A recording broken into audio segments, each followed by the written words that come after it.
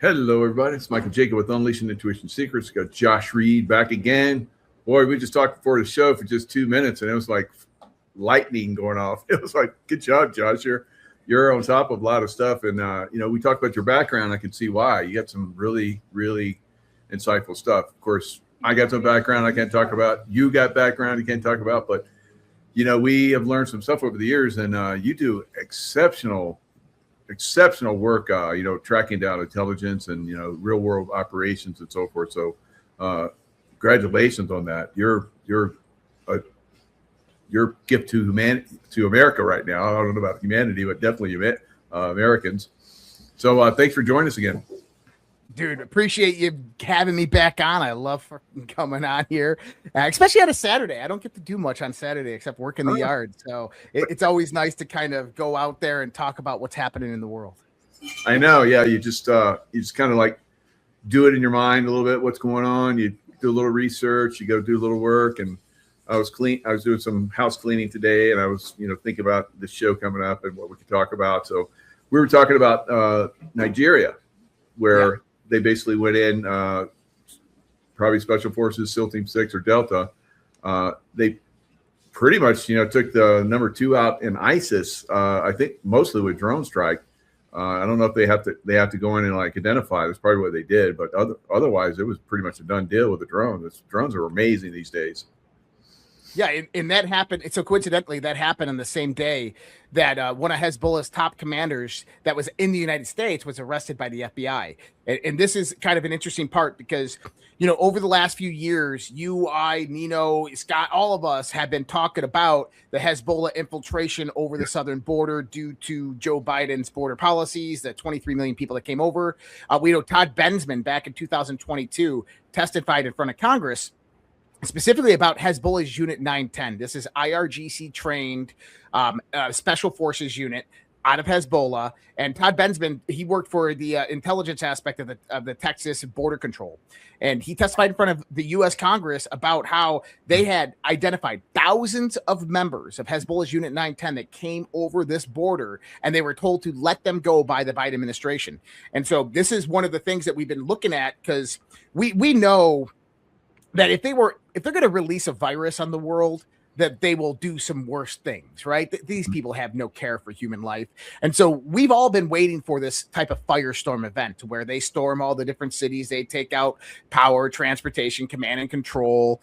And we've seen over the last, 14 months, the Trump administration kind of dismantling a lot of that network, starting with the cartels and going after the gangs and the low hanging fruit. And I even talked about this last year, how Tom Homan's team that was traveling around with the DHS, they were going city to city, and they were only in there for about a week to 2 weeks, but they weren't doing much. They weren't doing many, deportations, but they were doing recon and surveillance. And what they were doing is they're going in and taking grandmas and grandpas, low hanging fruit. And I said, well, the reason why they're doing this, and I had it from good information, is they had a tier 1 team with them that was a black team that was doing reconnaissance. And what they were doing is tracking the movement of the various Hezbollah and other terrorist cell members. Because when you go in there and you start raiding these places and you're taking out the low-hanging fruit, people begin to talk, people begin to move. And this is what they were watching. And now we see the fruits of all of this. This one commander from Hezbollah had plotted 20 different terrorist attacks around the United States of America. They were getting ready to do it. And it was interesting because I said, well, they took one guy out, but he's plotting 20 attacks across the country. This means there's a network. This means that he's probably coordinated with hundreds, if not thousands, of different people for 20 different attacks. But they only announced that one arrest. And I think that was strategic. I think what they're trying to do is get everybody else talking and get them to show their hand and go out there after these guys. And then you have this IED that was found underneath the dam in Georgia. Yeah. So if I don't know if you heard about that, you had a dam, just regular maintenance. They go out there and there's an IED underneath this dam. They found that. So a lot of this aspect of what I consider to be the firestorm seems to be being dismantled, which I think is pretty huge. Wow. Yeah, no doubt. And I saw some videos. Remember when they were doing some raids up in Chicago area, and I saw one of the raids that they did. I'm like, that's tier 1. That's tier 1 movement there. So they have been active, like you're talking about. So that's very good insight. I've been saying this for a while, that they've, like you, just now that they have been dismantling this. But the Democrats, they're calling for civil war. It's crazy. All of them now. You see it all everywhere. Kamala was just talking tough. I was like, whoa, girl. our dude or whoever that is that's opposing us here. But I was like, wow, these guys are really, really, throwing it down. Now, we've talked about how, we would probably lose cities. I think we talked about, 15 to 17 different cities. They're all blue cities. And you look at a map of the United States where all of the congressional races are, all the counties and so forth, pretty much red all over the United States, except for those big cities, those blue cities. So I could see how there's not going to be a civil war. They want a civil war, but it's not going to be that. It's going to be, you guys are going to throw off the American government because the only time you talk shit about, the Constitution is when you guys are out of office and you're trying to get power again. And once you're in power, you don't care about the Constitution. You come after our constitutional rights like crazy. So we can't let them get back in power. Yeah. And I think that's the beautiful thing that's happening right now. And I know a lot of people out there, listen, I got my audience and then we got our DEF CON audience out there and everybody's like, where's accountability? Where are the arrests? Where are the things happening? Back in January, when all this stuff started really moving, I said, look, the Epstein files were coming out. And I said, guys, listen, Todd Blanchard said that we've released everything that we can release. And what that means is that anything that's under current investigation or the compromise that they're keeping for themselves to use to get people, to pressure them, to coerce them or whatever, is going to be held back. And there was actually something interesting that happened with the Epstein files. Remember when they opened it up to Congress and they had this room where congressmen can go in there and they could search the Epstein files? Well, The one thing to realize is that was monitored. Every search term that those congressmen put into that computer was monitored for a reason, because what is that congressman looking for specifically by searching that term? Now, and I said, when we and Alpha were talking about this, I said, listen, by the time summer comes, late spring, early summer, and midsummer, you're going to start seeing congressmen and senators begin to resign or not seek re-election. And people are like, oh my God, that's not going to happen. Well, what have we had? We had Gonzalez, we had Swalwell, they're done, gone. We just had Democrat Cohen from Tennessee or Kentucky not seeking re-election. And let me read the list here. Mitch McConnell not seeking re-election. Dick Durbin, Gary Peters, Tina Smith, Jeanne Shaheen, Tom Tillis, Cynthia Loomis, Joni Ernst, Steve Daines, Tommy Tuberville, Nancy Pelosi, Steve Hoyer, Jan Schakowsky, Jerry Nadler, Nadia Velasquez, Danny Davis, Janie Bromley, Dwight Evans, Bonnie Watson Coleman, Eleanor Holmes Norton. I mean, you have a massive amount. Marjorie Taylor Greene. Yeah. She's running. She's down in Costa Rica. That's right. America First and All About America. She sold her house in Georgia after she mysteriously got like $8 to $10 million in her bank account, after earning $175,000 a year for 4 years. And she resigned, and now she's down in Costa Rica. I think she's running. Yeah, I agree. So you have those people that are not seeking re-election or they're resigning. So that's really important. There's going to be more to come. We're going to see Adam Schiff. We're going to see a lot more. But here's the other big part about this. Number one is Donald Trump signed an executive order on election infrastructure. Election integrity and election infrastructure. And these are just the small steps that he's doing because he knows that right now, DNI Tulsi Gabbard is heading the Election Integrity and Infrastructure Task Force. Back in August of last year, they went into Puerto Rico and they seized Dominion voting systems machines. Yeah. And what they found is on those machines the compromise in the internet access, Serbian servers, all of this.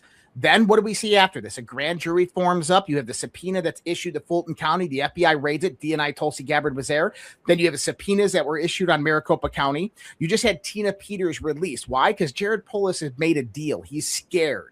So you're getting the commutation of her sentence. Yep. Right? So you have that part that's coming out about. And I believe what's going to happen is when DNI Tulsi Gabbard's investigation is finished, you're going to see indictments, but you're also going to see an executive order that's going to come out on election integrity that is going to be declared a national emergency on election integrity. And this is going to be because of the evidence that they found of various different interference. And this is going to eradicate and get away with the mail-in ballots. And by the way, I think Virginia, the referendum vote, that was a big setup. I mean, you had 64,000 votes that came in after midnight, all yes for the referendum. But what happened? This is the other crazy part. The next day, a federal judge steps up, stops the referendum. This was for the gerrymandering of the district. Stops the referendum. It goes to the state Supreme Court. The Supreme Court shuts it down and says, nope, not happening. And then what do we see? The U.S. Supreme Court comes out there and the issue on gerrymandering all throughout the country, and they say you can't do it. Now we've seen Kentucky, Tennessee, Louisiana, Georgia, Alabama, Florida, Texas, North Carolina, South Carolina, all redistricting. The Democrats are losing seats, the Republicans are gaining seats, and this has to be done before the election throughout the entire country as per the Supreme Court. So you're going to see that in New York. You're going to see that in California. The Democrats are done. Then you have Act Blue that is under investigation by the DOJ. If people don't know this scam that Act Blue was doing, I mean, they were taking in foreign money through NGOs. And how this worked is you would have a shell organization, a shell company, and the shell company would steal the data from Act Blue because the way they took in the credit card data, they would spoof a Democrat's regular donor who donated $5. They would spoof their information. The NGOs would fund the shell company, and then they would max the donation per person to Act Blue. Now, so Maine's governor. All those were like, seniors. A lot of them were seniors, and they were doing it. And they would take their information like you're talking about and do it thousands of times. Oh, that's right. And so what did we just see? The governor of Maine, incumbent, just dropped out of the election. Just dropped out of the election. Why? She has no money. She doesn't have they don't have any money coming in. So Swalwell's biggest donor, a billionaire from California, was just indicted. I mean, this is what people need to start following, because it's all of these small little things that add up. And going back to Act Blue, down the border and stopping the child trafficking, that was a huge moneymaker for them. That's right. Absolutely. And the drug trafficking, of course, USAID, all of that. And they're still paying the Taliban like $10 million a week or something crazy. Why do you think that is? What does the Taliban have? There in not the Taliban, but the what's the group that's over there? Taliban, whatever it is. And the Afghani government, yeah. So they're paying them $10 million a week, and it's been going on ever since Biden pulled out. They're paying them to control the drug trafficking that we're getting. I promise you. Yep. Oh yeah, guaranteed. I saw it when I was at CIA. They're drug trafficking again. Well, and the interesting part about that, because that's mostly poppy and heroin, right? Mm-hmm. Is that right after Biden pulled out of Afghanistan and 13 U.S. soldiers died there, the next day China landed. Yeah. The next day China landed. They did deals with the Taliban and the Afghan government to build roads and infrastructure to take all of their rare earth minerals and metals. And you got to assure that they are a part of that drug and poppy trade. Because, I mean, that is the one crutch that China had for the longest time with the Rothschild and the Sassoon family in the 19th century. That's how China was kept down and suppressed for the longest time. So now they're utilizing that back on to the Anglo-Saxon people of the world by actually pressing fentanyl and heroin across the world. Yeah. Same thing with Pakistan. Pakistan's doing all the, stuff for Iran as far as like negotiating peace. No, they're doing it for China. And they're allowing ships to come along their coast, to sneak in along their coast and go up and get oil and so forth and deliver supplies. So when I was there, CIA working in Pakistan, hunting down terrorists and taking them out, Osama bin Laden. Once Osama bin Laden was taken out and they felt like we had dissed them, they started to push us away. They even tried to get the chief of station there in Islamabad. They put out a warrant for his arrest, and we had to sneak him out and fly him over to Afghanistan and get him out of the country. But we all knew there's they're going to kick us out, or they're not going to take our money. Trump came in and says, "Give up the doctor that gave us Osama bin Laden," and they're sitting there like "F you." And so Trump said, "I'm taking the money." They went to China. They went to China to get it. So that's why Pakistan is trying to deal for China right now with Iran. Yeah, that's all BS. Yep. Yeah. And, dude, Trump's play. I mean, this guy is a master chess player. And what he's doing in Iran the strategy that he just did, then going into China, if people can truly visualize what just happened, it is truly remarkable.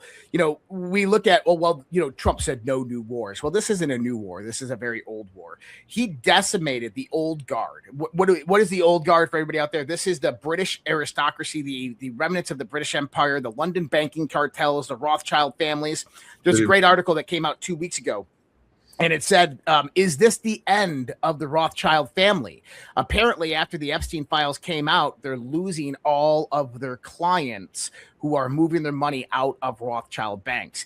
At the same time, you had Lloyds of London that basically Trump put in their place. You had all the derivatives traders in London that were betting on oil and gas. And this is what basically keeps gas in a monopolistic price range.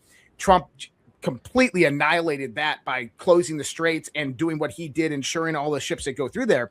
But then Iran did something interesting. They bombed the infrastructure in Qatar and the North Fars Field, which was all British infrastructure. And then they bombed in Iraq, all the British infrastructure in Iraq.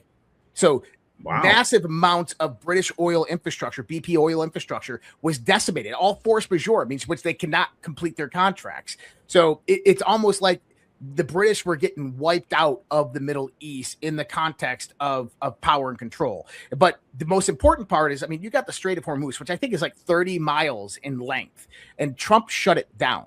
Now, this was a message to China specifically. Yes. Because you have something known as the Strait of Malacca that goes through Indonesia and Malaysia. And this is the massive strait of where all the supply chain goes and flows into China.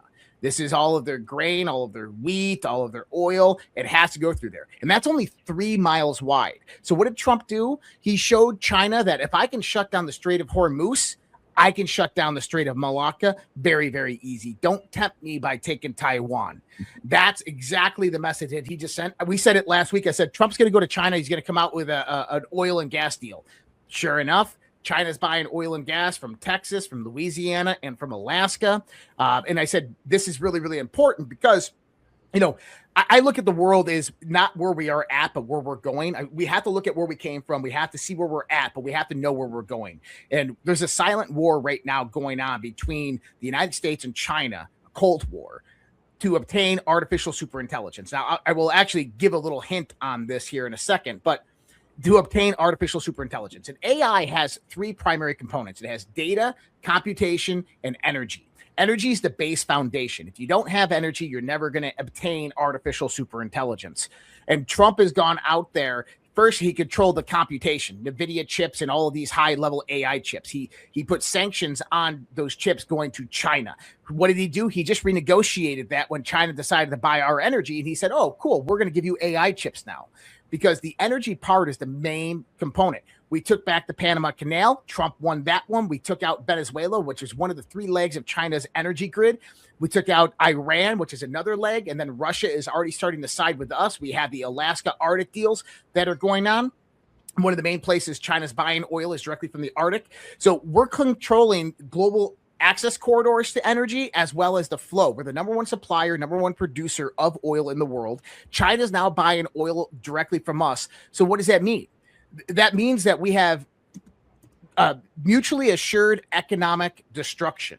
As in, if China and the United States go to war, the United States is going to sanction the oil and gas going to China. It's going to put an embargo on the Strait of Malacca. It's going to tell Saudi Arabia, UAE, Qatar that all have defense cooperation agreements and pacts with the United States of America that they have to proxy sanction Chinese oil. In other words, China would never have more than 100 days of oil if they tried to invade Taiwan or if they went to war with the United States of America. So you have this mutually assured economic destruction that came about. And Trump sent this up over the last 4 months. It's just absolutely incredible watching this happening. But here's the key about Trump.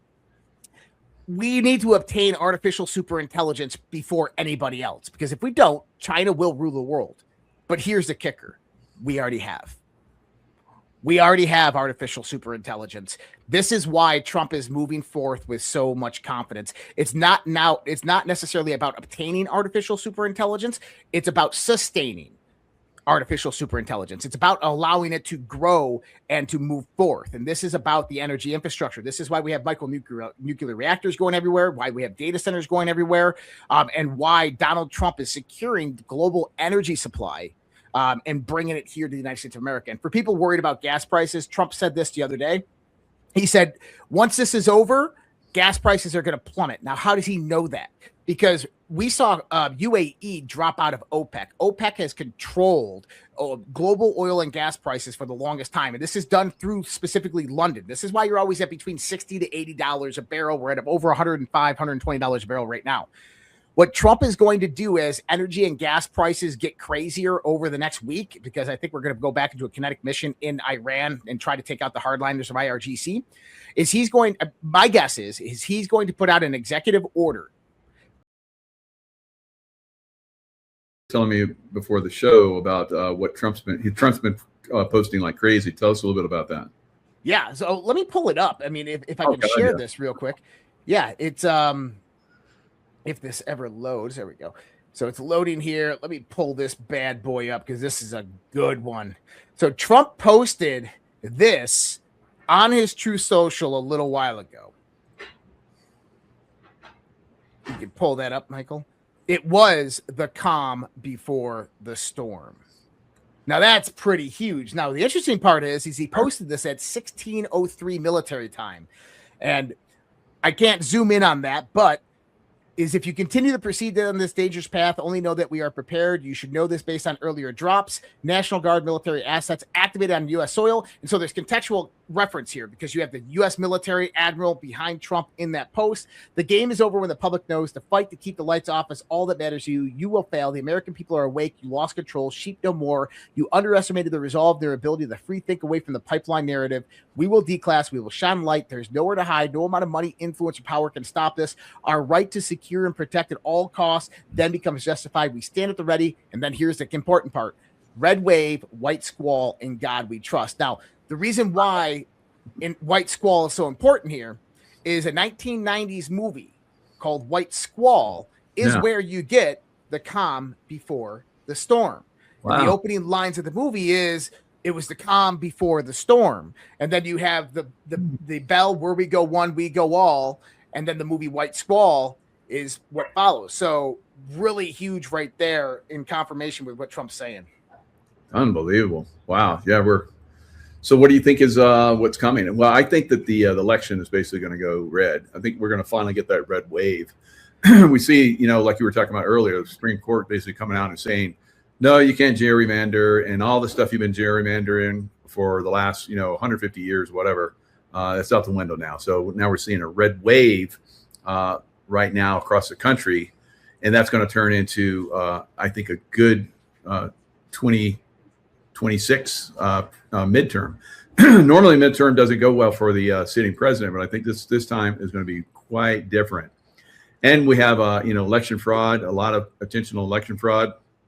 But where will that election fraud probably happen again? I think they may even let it happen so that we have one more time where everybody can see where the election frauds are. And it's going to be in the big blue cities, of course. But the rest of the surrounding is going to be enough, I think, to really put more Republicans in office. The Democrats, they need more people in office. That way they can have their blue wave and control America, and the deep state wins. Yeah. It's not going to happen. I agree. It's not going to happen. I think we're going to have a massive red wave, not only federal, but local as well. Yeah. And this is my thoughts on where we're heading, because like I said, we're already at artificial superintelligence here in the United States of America. We just need to build the infrastructure. And that's what the $18 trillion that Trump has secured over the last 2 years has been about. So I think Trump's already won the war. The enemies just don't realize it yet. And with that being said, I think we're about to have this red wave, which is going to give us a super majority in the House and the Senate, which gives Trump a certain capability that no president has had for over 100 years. A red tsunami, absolutely. And that is a super majority in the House and the Senate. And if you have super majority, you're now talking constitutional convention. You're now talking taking the executive order for the Sovereign Wealth Fund and making that a constitutional amendment, with the balancing of the budget in there. And if people haven't understood how this new economic system that's being implemented, Kevin Warsh is absolutely a part of this, coming in as a 17th chairman of the Federal Reserve. But we have a sovereign wealth fund that was established, but it hasn't really been codified yet. And I think that they're waiting for the midterms to be over, that red wave to come in. And the reason why is because it's going to control the budget. It's going to control the debt. It's going to control the borrowing.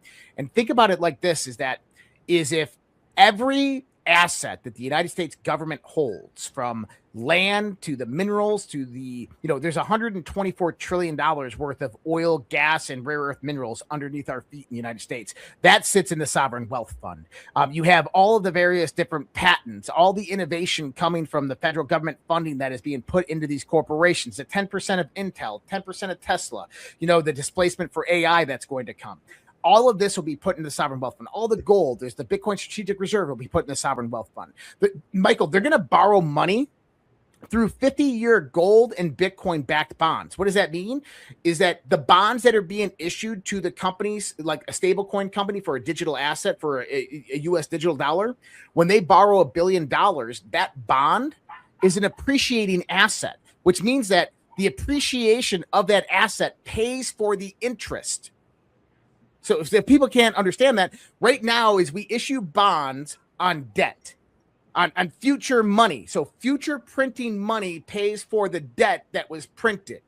That doesn't work. That's going to lose value over time, and this is what fractional reserve banking does. Instead, what we're doing is we're going to borrow money with a bond that's an appreciating asset that's backed upon the sovereign wealth fund of the United States of America. So if they take out, let's say, a 50-year 3% bond at maturity, and that asset appreciates within 2 years, that bond is closed out and done. That debt was paid off, and the U.S. government didn't have to pay them anything. It was simply from the profits from the appreciation of the assets sitting in the sovereign wealth fund. This is where we're headed in the sense of money. We're heading back to real hard assets and real hard money with backed assets to back them up. So this is going to be huge. And I think that Trump's already won. We're heading into that. And the biggest thing is the Genesis mission. Yeah. And so the data centers, I think there's probably something very positive about the data centers as far as the election coming up. What are your thoughts? For the elections, I hope that there's something positive. Like I said, I know that they Information they spied on. I know they spied on the Virginia election. I know absolutely that was a setup. And this could be the same thing happening for the 2026 midterms to catch them with their hand in the cookie jar. The question is are they that stupid? Are they that desperate and that stupid? Because, I mean, they're trying this new pandemic right now, and it's obviously done. It's already done. It's already over. So I don't think that they have the power and control that they once did to even make a dent against Donald Trump's system that he's created. Yeah. Very good. All right. How can people reach you if they want to, Josh? Yeah, redpills.tv right there, redpills.tv. That's my primary website. I'm all linked up on there. Tons of ways to the link with me on social media, all over there. Very good. Very good. Always a pleasure to have you on. Wow, you just like blast us with information. I got to go and do some research again. So love it. And everyone loves you. So a lot of people are saying they want you to do a data center show. So oh, cool. Yeah, we can do that. Yeah, very good. All right. Enjoy the rest of your weekend, and thanks for everybody that came in. Big crowd tonight. Lots of good chat in there. Thank you guys, and we'll see you guys next time. Take care, guys. All right, folks. Breaking news. This is breaking news from Juan O'Savin. Juan, I'll let you break the news, but it's huge, folks. It's really, really big. Stay with me just 1 second. And before we break this news, get your trim. Get your trim with Nino, baby. A bombshell study just revealed. Get 51% off right now with Trim with Nino. Hit the link down below, folks. Get started. And remember, if you don't want to do the peptides and all that, stick to the natural way, and boom, you're good. You're golden. Juan, break the news. Go ahead. Well, probably most of your listeners are hearing this right now. Tina Peters, Governor Polis, has commuted her sentence. So it's a big deal within the mainstream media. What he did is he commuted her sentence. He didn't say it didn't happen. He didn't overturn the charges. He said that he's commuting her sentence to the time served 2 years and 4.5 months or whatever it is, 1 year and 4.5 months. And it's a clemency action, which, just reduces it to time served. Now she'll be out on parole, and the terms of her parole will be determined by the parole board, what she can and can't do, whether she can travel More out like of what state. she can, more like what she can or cannot say. Well, and that's another thing. See, Governor Polis also mentioned that the judge had violated her civil rights by saying in the sentencing that things that she said, added to the way he decided to sentence her. And he was punishing her for things that she was saying publicly. So he agreed with the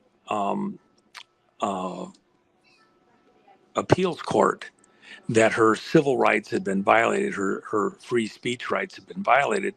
So he noted that her sentencing was extreme because of that. And so for that reason, and because Tina confessed that she had done something wrong and apologized, please have mercy on me, then Polis is giving her mercy. That doesn't sit right, but everybody So has she, to so Juan, understand. Well, hold on. Let me say one important you thing. admit she did something wrong. This Hold is on. crazy.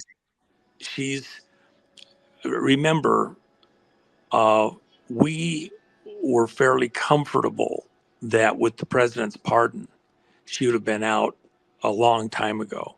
That other things were in play to get her released, and none of those came to fruition in actually getting her out. And there are health issues, etc. So if Polis, because she is a political prisoner, totally a prisoner to both sides, by the way.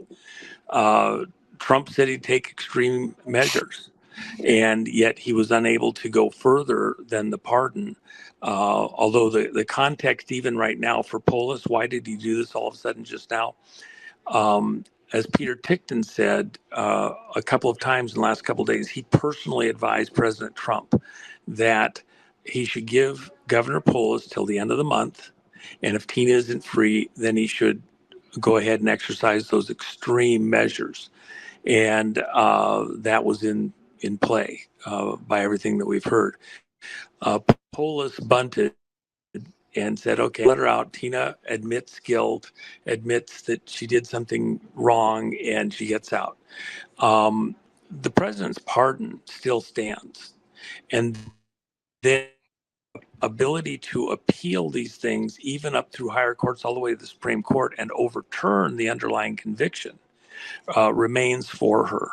So the fact that he's provided clemency is not the same as a pardon.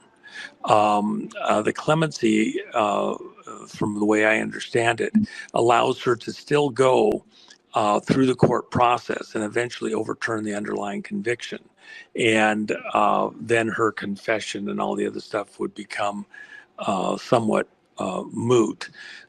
This is not quite the same as what happened with Flynn, where he admitted before trial that he had done the crimes and then accepted the sentencing based on his statements. So I believe that what we're going to find is that this can still all be made to eventually go away, but this allows her to get out of the prison itself specifically, not free of the parole system, and then be able to address health issues and things like that, and be in a safer environment. The parole board could still keep their tongs in her for quite some time. And being Colorado, they may not want to let go of her completely for some time for optics, etc. So the fight's still on in many lanes, but this is still great news for Tina, and in a very difficult situation, about as good as we could hope for the moment, apparently. So let me ask you this one, though. It looks like we're getting ready to go all in, right? We got the National Prayer Day happening on the 17th. Trump signs that document to give J.D. Vance power. I'm kind of connecting the dots here. And then I'm going to show you this right here, which is Jeanine Pirro, right? Janine Pirro is now, it looks like she's making a move to punish the parents of children that are out late after curfew. To me, this shows that she wants to quell any kind of potential violence. So it says here, in response to teen takeovers, Pirro threatens to charge parents if their teens violate local curfew. To me, this right. And she's the AG. She's the AG in Washington, D.C. Yeah, but wouldn't So that be that's she the can context. anticipate? She probably anticipates something coming, right? Well, you could certainly say that. I think that's not an unreasonable thing. If we're going to have stuff like we had a few years ago with rioting and it would happen in D.C., she's anticipating and using the law. The law says that parents are responsible for their kids. There's a curfew, get your butt indoors or the parents suffer the consequences. And by the way, let me just clarify something. You mentioned the document. It's not a document in the normal sense of the word, like some legal document. It's a letter that President Trump signed, essentially outlining his intent that in the case of something happening to him, that Vice President Vance would take his position. The Constitution already addresses this right of succession or method of succession. Trump, with what he did, didn't add any additional power to what the Constitution already outlines. All he did So why would he is even need to do that? because he doesn't even want the question out there of if something should happen as to how this should go. His intent, desire is, a complement, a handshake with what's already there in the Constitution. Look what it So says that here. there's no, even within the party. Look what it says here. Don't keep secret Vance letter in Resolute desk if crisis erupts, official reveals. This is getting serious, man. I'm sorry. Hello, Patriots. I'm at Restored Republic via a GCR update compiled by Judy Byington. Demise of Chinese Communist Party exposed on Trump's China visit. Obama, Hillary, Comey, Brennan, Fauci, Gates, Pelosi, McConnell, Biden, Harris, Soros had military tribunals, were convicted of treason and crimes against humanity, and hanged at Gitmo in 2025 and 2026. Important: secure food, cash, essentials for a possible 10 to 12-day worldwide lockdown while Global Military Alliance finishes mass arrests of Satan-worshipping pedophiles. Judy note: the Illuminati deep state's control over our money, lives, and future has been going on for a very long time, using their adept knowledge and application of mind control techniques through homage to Satan. Now Julian Assange takes it a step further as he explains the silent manipulation of digital history, warning that centralized internet archives now possess the power to erase, alter, and control humanity's collective memory in ways most people never imagined possible. Thursday, May 14th, Bombshell Report. This is incredibly important information being exposed by Julian Assange. President Trump and the Global Military Alliance were doing something about it. In the greatest sting operation ever, military units have mobilized worldwide for a coordinated strike to destroy the globalist power structure. Normal communication will soon cease for 10 to 12 days during a global blackout and emergency broadcast system activation. The EBS has started that at Saturday midnight, May 16, 2026, over cell phones worldwide. The EBS would be signaling the beginning of the end of the deep state's control over our money, lives, and future. The greatest wealth transfer in human history was underway, with Commander-in-Chief of the Global Military Alliance, Donald Trump, activating the Nasara-Jassara laws. In making those laws, both the U.S. Supreme Court and World Court had determined that since at least 1913, the Illuminati deep state cabal had been stealing U.S. and world citizens' monies. Both courts ordered that all such monies be returned to the people through implementation of the Nasara law and Jassara law. To do that, Trump was dismantling the old corrupt financial system and working with the BRICS alliance, Brazil, Russia, India, China, and South Africa, to reset the value of global currencies to be gold asset-backed at a 1-to-1 with each other. Trillions in stolen wealth had already been returned to the U.S. Treasury, as well as other nations' treasuries around the world. The new gold-backed quantum financial system set up by the BRICS Nations Alliance, Brazil, Russia, India, China, South Africa, was replacing the fiat nightmare that has enslaved humanity for generations. Legacy ATM networks were being physically decommissioned. Only quantum financial system terminals would remain that dispensed only QFS gold bills. As head of the global military alliance, Trump has been busy ordering investigations, grand jury trials, and mass arrests of Satan-worshipping pedophile deep state elites since he entered office in 2016. Now, there was evidence in the just exposed Guantanamo files that proved the following deep state elites had undergone military tribunals and were hanged at Gitmo between November 2025 and March 2026. November 2025. Hillary Clinton was convicted and hanged for running an international spy network and the Clinton Foundation and pay-to-play schemes. Final months of 2025, James Comey, John Brennan, and other intelligence operatives for running the Russia hoax, organizing J6 setups and attempts to entrap Trump loyalists. Early 2026, Bill Gates for his global depopulation agenda and control mechanisms. February 2026, Barack Obama convicted for orchestrating unconstitutional surveillance on the Trump campaign and had ties to anti-American forces that fueled domestic chaos and foreign interference.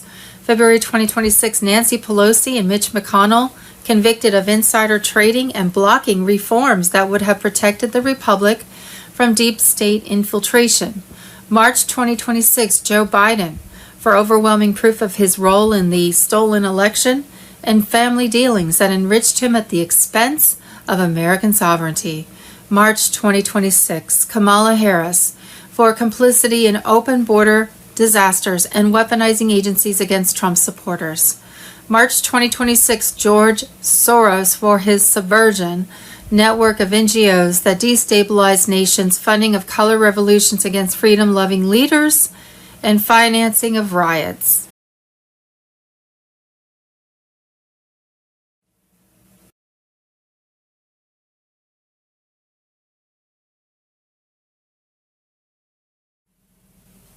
Konnichiwa, China. Your favorite president is here in Beijing, or as I like to call it, the Manhattan of Asia. Very similar energy. Lots of buildings, lots of traffic. Everybody's in a rush. Nobody's smiling. Feels like home, honestly. Now, I'm here to see my very good friend, Xi Jinping. Great guy. Very powerful. Bit of a party pooper. I call him Big X. He doesn't love that too much. I told him one time, I said, gee, you're like the Kung Flu Panda. Didn't even smile. Just stared at me. 10 seconds. Didn't blink. I thought he was buffering. It was very awkward, but we moved past it, I think. They gave me this outfit, by the way. The robe, the hat, the whole thing. I said, Xi, what is this? He said, it's what the emperors wore. I said, say no more. Fits perfectly. Like it was made for me. Probably was. They probably saw me coming and said, this man is clearly royalty. Get the dragon robe. Very intuitive people. And the hat, I had them put MAGA on it. They didn't want to, but I insisted. Now it's the greatest hat in Chinese history. 5,000 years of hats, and this one's the best. Nobody's ever seen anything like it. Now they tried to feed me real Chinese food.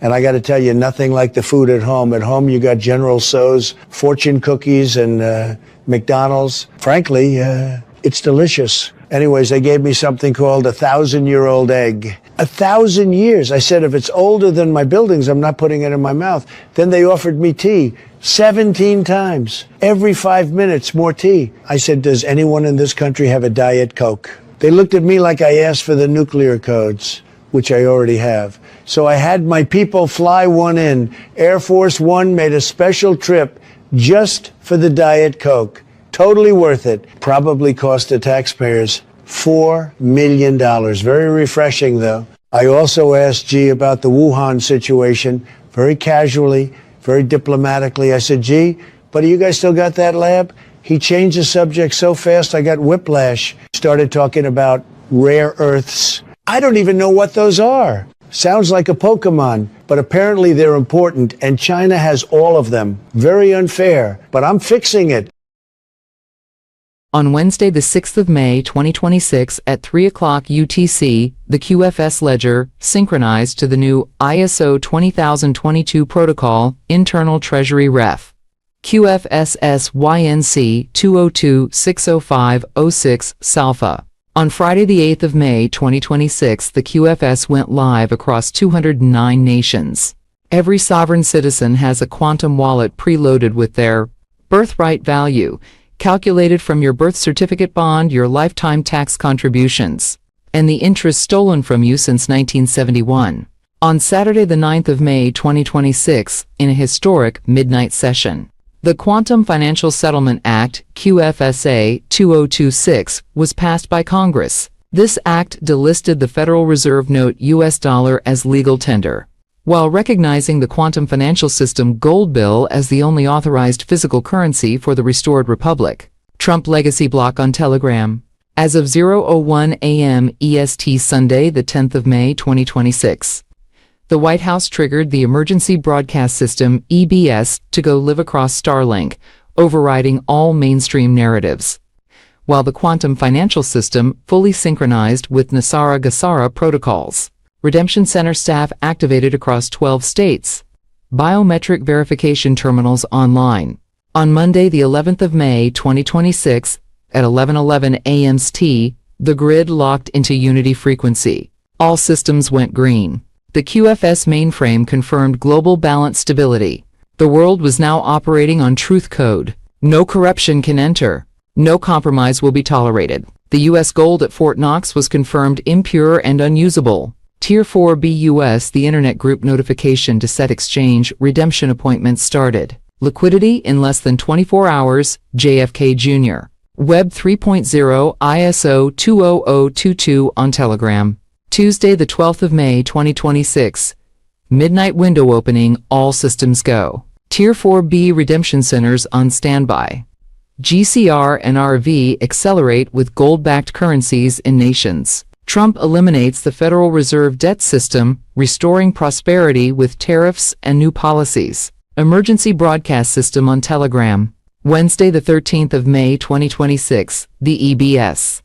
Emergency broadcast system to begin in every country of the world. Thursday, the 14th of May, 2026, Project Sandman US dollar crash was expected to kick off. The old banking system Bank of America, Deutsche Bank, and JP Morgan was expected to collapse, with the QFS taking over as stock markets crash. Friday, the 15th of May, 2026, EBS activation, presidential address. The Fed Chair Powell resigns. The Fed is dead, along with the fiat US dollar. Brief blackout as fiat dollar dies. Gold-backed QFS notes load. The gold-backed, quantum-verified U.S. Treasury note was already loaded into accounts you don't even know you have yet. Patriot stock food and essentials as banks transition to biometric QFS with no more fraud. Saturday, May 16, 2026, Financial Freedom. EBS shut down Tier 4 BUS, the Internet Group. ISO 20022 on Telegram. Monday, the 18th of May, 2026. Q clock will strike the 00 marker. Sunday, the 7th of June, 2026. Nuremberg Trials 2.0 to begin. Saturday, the 4th of July, 2026, Independence Day rollout. Payouts are scheduled to begin immediately following the 4th of July. EBS blackout martial law lockdowns. A temporary period of martial law was in effect worldwide to maintain peace and to be support to the people during a period of mass arrests of Satan-worshipping pedophile deep state elites who have done harm to the people. Saturday midnight, May 16, 2026, will be the beginning of a 10 to 12 day worldwide blackout where the Global Military Alliance and their Starlink satellite system will take over all internet, cell phones, TV, radio, and communication devices across the globe. 7 trumpets will sound, and then over a period of 3 days, President Trump will broadcast 7 different EBS messages to all cell phones worldwide. The messages will explain what is going on worldwide, mass arrests of the bad guys, plus the new and greatly improved financial, educational, healthcare, and political systems installed worldwide after the worldwide blackout. Banks will close, and 10 to 12 days later, only a select few will reopen. They will have a different purpose of not holding your money, but will provide services only. Your now gold asset-backed money will be mirrored onto the new global financial system and be placed in a personal wallet. After the 10 to 12 days of darkness, you will be called into a redemption center near your home to set yourself on your personal wallet that only you can access. If you are a citizen of a country where you no longer live, you will need to travel back to that country in order to set up your wallet and take charge of your money. This was a free service handled by the military. Inside your wallet has been placed gold asset-backed monies owed you by the cabal, such as illegal interest you paid on loans and money they gained by trading your birth certificate on the stock market. This money varies depending on the country in which you are a citizen and live. During a 10 to 12 day transition period, ATMs, credit, and debit cards won't work in order for everyone to switch over to the new global financial system. It is strongly advised to draw cash out of your bank right now to tide you over for the 10 to 12 day period. It is also advised to store food and essentials to provide for your family and neighbors during this transition period. The military will be handing out food and essentials for those not prepared. Be aware that there may be a time period where planes will be grounded and trains and buses won't be working in certain areas in order to protect people during mass arrests. Thursday, May 14, 2026, martial law unleashed. EBS alerts urgent broadcast and how redemption centers might be our only hope. Ethan White on Before It's News. Deep state arrests. California alone has witnessed up to 8,000 arrests, with over 3,000 in the Northeast U.S., particularly concentrated in the New England area. Rumors suggest that the populace might be urged to stay indoors for their safety, especially during disclosures, while the final arrests take place. However, a resilient and awakened citizenry, now more than ever, won't be silenced or confined. The emergency broadcast system is on the horizon, and when it hits, it will be swift, silent, and shocking. Like a ghostly shadow, everything familiar will fade into obscurity.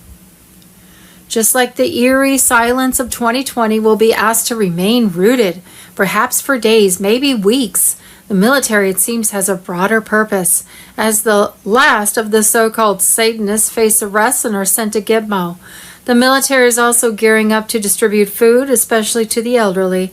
This is not just about control, but also about care. There's chatter about the military potentially overseeing the nation until fresh elections are held, precisely 120 days post the Jassara announcement. The focus should shift towards electing individuals with business acumen, particularly those who can rejuvenate local businesses and, more importantly, food-growing enterprises. The bustling stock market halted. The digital world you are so intricately linked to, gone. And trust me, when the EBS alert vibrates your cell phone, echoing the chilling announcement, you'll know it's begun. These messages sourced from the Starlink are there to stay. Deleting them? Forget about it. They're imprinted. Lasting reminders of the changing times. Essentials first. Stock up on clean drinking water. Ensure there's enough food, not just for you, but for your pets too. Medicines, get them in advance. Remember, the digital world is on a hiatus, so medical records are inaccessible. Cash is king. In a world where digital transactions become obsolete, cash will be your savior. ATMs might be out of service, and swiping those cards at gas pumps, dream on. Mental fortitude. When the shock hits, it's vital to keep your wits about you.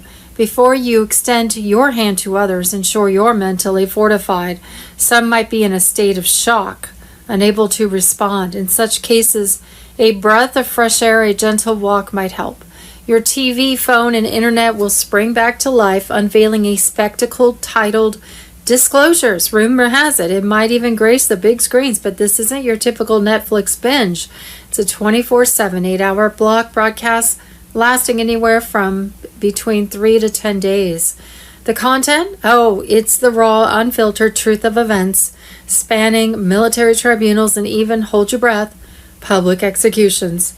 Areas drenched in corruption like Los Angeles and New York might experience extended viewing periods. But when the switch is flipped back, expect a metamorphosis, a world pulsating with positive energy devoid of evil's grasp. The internet transformed, banking systems revolutionized. This, dear readers, is the dawn of an era of transparency and abundance. Global Currency Reset, Thursday, May 14th. We have a link to amgnews.com, breaking special report, global detonation. China, the Fed, SCOTUS, the Jerome Powell exit, and the global economic reset are colliding at the same time. And Thursday, May 14th, the U.S. debt clock. Wealth tsunami is coming, the end of the Fed, and the rise of real money. Bruce, the big call. China had been under the UK control and just now received their sovereignty from the UK. On Sunday and Monday, 17th, 18th May 2026, $1.5 trillion was going to Africa for Jassar humanitarian projects. Iraq was set to bring out their new rate Friday or Saturday, 15th, 16th of May. Since Wednesday, May 13th, and to Monday, May 18th, bondholders and their paymasters were traveling 3 jets per hour to and from Reno for 22 out of 24 hours.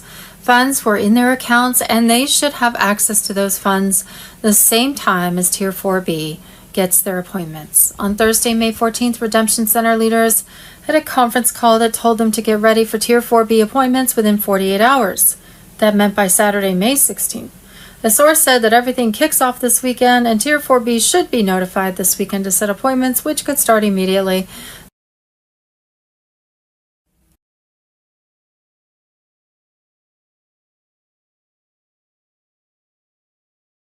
What we think we know is a Friday, May 15, 2026. Thursday, May 14th, holy smokes. ICE has just announced a jaw-dropping fraud bust, saying 10,000 foreign students are involved in the federal government's optional practical training. There are empty buildings where hundreds of students should be working as part of their ability to be in America, run by foreign-linked groups that send money out of the country. Charlie Ward, The Great Awakening on Telegram. Thursday, May 14th, outrage is erupting after the largest K-12 book publisher in America, Scholastic, has been exposed for running anti-ICE books for children, such as A Little Mexican Girl Coming to America and Realizing It's Stolen Land. The books also make the name Donald Trump synonymous with fascism. They have to come here and reconquer.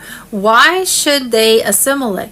No, they should not. They, in fact, should grab the land and make sure they take the land back. Patriot Freedom on Telegram. Wow, Scholastic. Thursday, May 14th, Fox News, Glenn Beck. Texas dropped Dominion like a hot potato in 2019 for use in their elections over major security software and hardware flaws. How did Dominion end up being accepted for use in other states with these security flaws? And is this why they were accepted in the first place? Coincidentally, every state Dominion was accepted in was a state that major fraud occurred, and Trump lost after having a huge lead before counting was shut down. Thursday, May 14th, Fox News. Multiple affidavits expose 7 Democrat counties caught counting illegal mail-in ballots in Pennsylvania. Election officials counted mail-in ballots that had no postmark, no address, and no signature, all of which are required by law for a ballot to be valid during the 2020 election. They also were opening mail-in ballots days, even weeks before Election Day, and having Democrat voters fix their ballots, which is completely illegal according to the Supreme Court. The other 60 Republican counties were not able to fix ballots with errors, which caused their ballots to be thrown out on Election Day. The fraud and shady practices by Democrats just never ends. Martial law on Telegram. Thursday, May 14, 2026, Fox News, incredible. The CIA raided Tulsi Gabbard's office and seized boxes of JFK and MKUltra files. She was about to declassify Representative Anna Paulina Luna. The CIA has 24 hours to return the documents to Tulsi Gabbard's office, or else I will make a motion to issue a subpoena. Thursday, May 14th, President Trump shares explosive allegations that Adam Schiff was a leaker of classified information. Here is where it gets fun. What are the chances that Q in 2017 references Adam Schiff as a leaker? And here we are in 2026 discovering that Adam Schiff is in fact a leaker. Q even noted how much money the weasel received. Schiff could now face up to 10 years in prison per leak. Hope the $7.8 million was worth it. Julian Assange on Telegram. Thursday, May 14th, Fox News. Multiple affidavits expose 7 Democrat counties caught counting illegal mail-in ballots in Pennsylvania. Election officials counted mail-in ballots that had no postmark, no address, and no signature, all of which are required by law for a ballot to be valid. During the 2020 election, they also were opening mail-in ballots days, even weeks before Election Day, and having Democrat voters fix their ballots, which is completely illegal, according to the Supreme Court. The other 60 Republican counties were not able to fix ballots with errors, which caused their ballots to be thrown out on Election Day. The fraud and shady practices by demon rats just never ends. Thursday, May 14, 2026, Fulton County had 148,319 absentee ballots counted in the 2020 election, but only 125,784 were recorded as actually having cast a ballot. This is a difference of 25,535 more ballots than the number of registered voters able to even cast a ballot. There was also over 133,000 ballot images deleted, which destroys the ability to verify the votes. Biden's margin of victory in Georgia was only 11,779 votes. Just enough ballot images were destroyed for Biden to win with no way to verify the ballots. The 2020 election was stolen. White Hats on Telegram. Thursday, May 14, 2026. Arcadia, California Mayor Eileen Wang resigned after being exposed as an unregistered CCP agent, or, spy. From 2020 to 2022, she allegedly ran U.S. News Center, a platform used to spread Chinese propaganda under Beijing's direction. Part of a broader infiltration strategy targeting local offices, Wang now faces up to 10 years in prison for compromising national security while in office. Nisara Jasara on Telegram.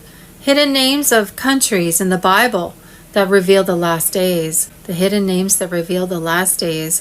Thursday, May 14, 2026, BlackRock CEO Larry Fink declares a preemptive war against American citizens who fight back against his precious AI data centers, warning that people could use inexpensive drones. He admits that BlackRock will control nearly all of the AI data centers being built across the United States because the government cannot afford to fund them on its own. We have to relook at all forms of security.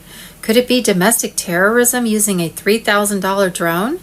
Many more things will have to be underground. Julian Assange on Telegram. Thursday, May 14th, breaking. Tulsi Gabbard launches massive probe into 120 plus U.S.-funded foreign biolabs as Trump administration moves to end gain-of-function research. May 14th, boom, Trump signs historic executive order. No more secret biolabs. Frankenstein science. It's Friday. It's the 15th of May, 2026. We're halfway through May already. Where's this year gone to? There's so much going on.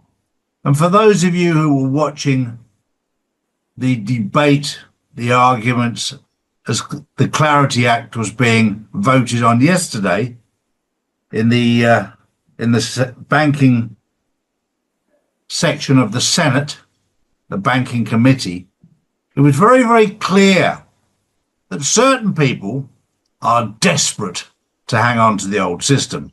None more so than Elizabeth Warren made her position very, very clear. They don't want to lose control.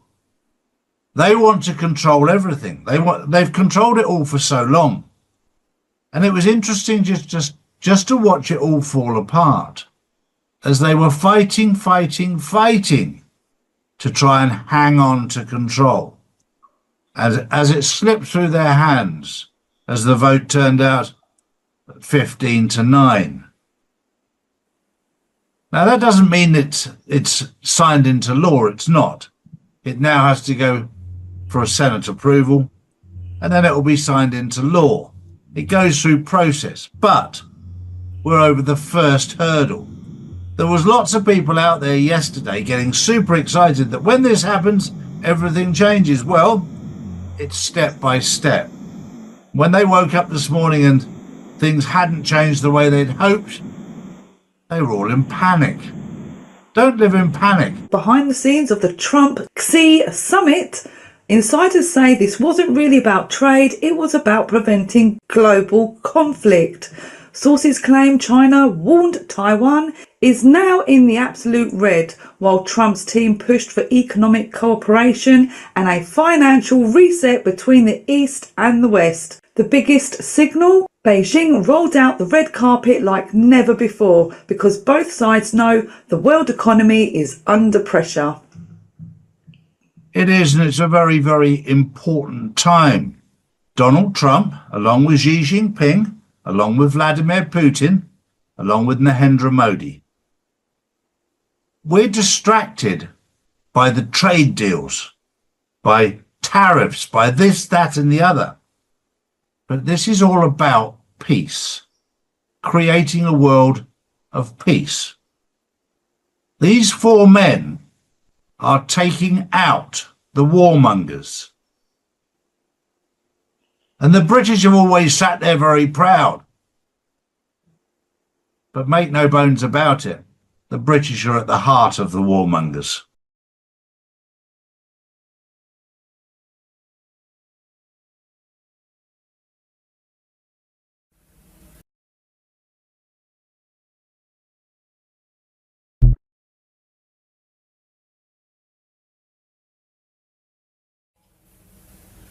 Wednesday, May 13th, classified top secret high-level intel, how Hillary Clinton sold America out.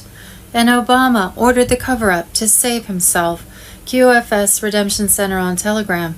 High-level intelligence exposes Hillary Clinton selling out America through top secret, special access programs on her private server. Obama ordered the DOJ to protect her to save himself. Comey covered it up for the FBI. Evidence was buried while trying to expose the scandal. This is treason, not theory. The public was told to forget the server scandal, painted by media as a careless mistake. In truth, it was a deep betrayal at the pinnacle of power. Obama knew everything. Clinton ran the operation.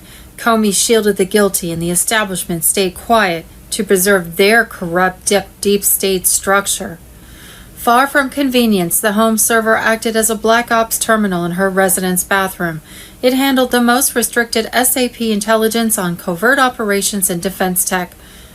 Clinton accessed it unsecured and likely traded the data to foreign entities, with probable access by adversaries. This espionage defied her own classified commitments. When Obama's pseudonym emails on the server surfaced, he instructed the DOJ to halt prosecution. This direct order showed collusion at the top to conceal the breach and protect the regime over national security and justice. Comey admitted the extreme carelessness in public, but blocked charges despite Espionage Act breaches. His loyalty-driven choice hid the Obama links. The Wiener Laptop's insurance folder held shocking evidence on Clinton and Abbott. NYPD sought arrests, yet FBI took over and shut it down. 9 of 13 involved NYPD officers then died suspiciously, silencing witnesses to these high-level crimes. Such patterns point to systematic elimination managed via Comey family ties in recent times, underscores the interconnected elite protection system. Trump disrupted it all as the 2024 outsider, unbound by their control or blackmail. They fear him for threatening to reveal and destroy their empire with truth. As of 2026, the fight persists, with justice delayed but coming. Deep state shields are cracking, and reckoning nears for Clinton, Obama, and their enablers who betrayed America for power.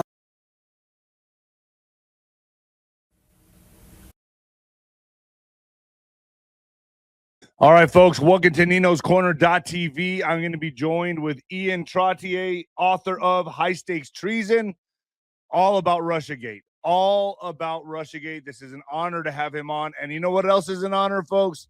Getting Juan O'Savin on with him. I'm going to have them both on just in a moment. But first, Trump signs a special document in case he's assassinated that J.D. Vance will have full power and control. I've always thought that, if the president is assassinated, obviously the vice president would take over, but I don't know what this special document entails.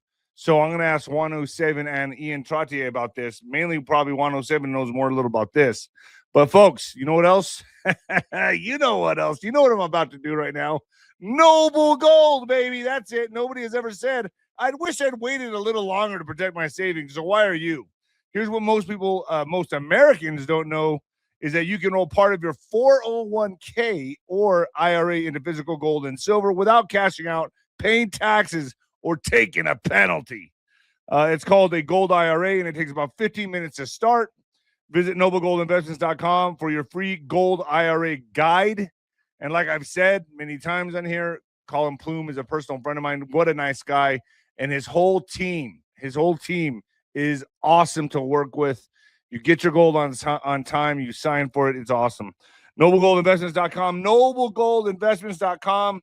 Get on it, folks. Now I'm going to bring on Ian Trottier and Juan O'Savin. Hey, guys, how are you doing?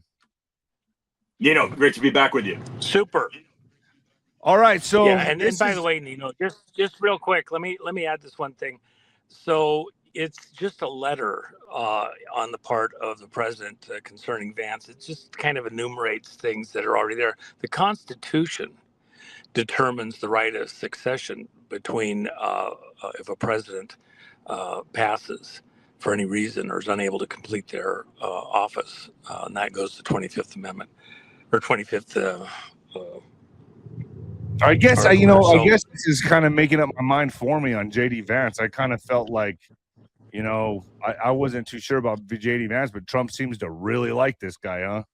Well, remember, he's doing his job. A vice president is not supposed to upstage the president, and he's supposed to help do some of the extra stuff that's cleanup, be understanding of what's going on behind the scenes, so he can seamlessly step into the position as much as possible if the president is unable to complete the job or passes. And so Trump is using Vance exactly as he intended to use him. Would he officiate in the same way Trump is?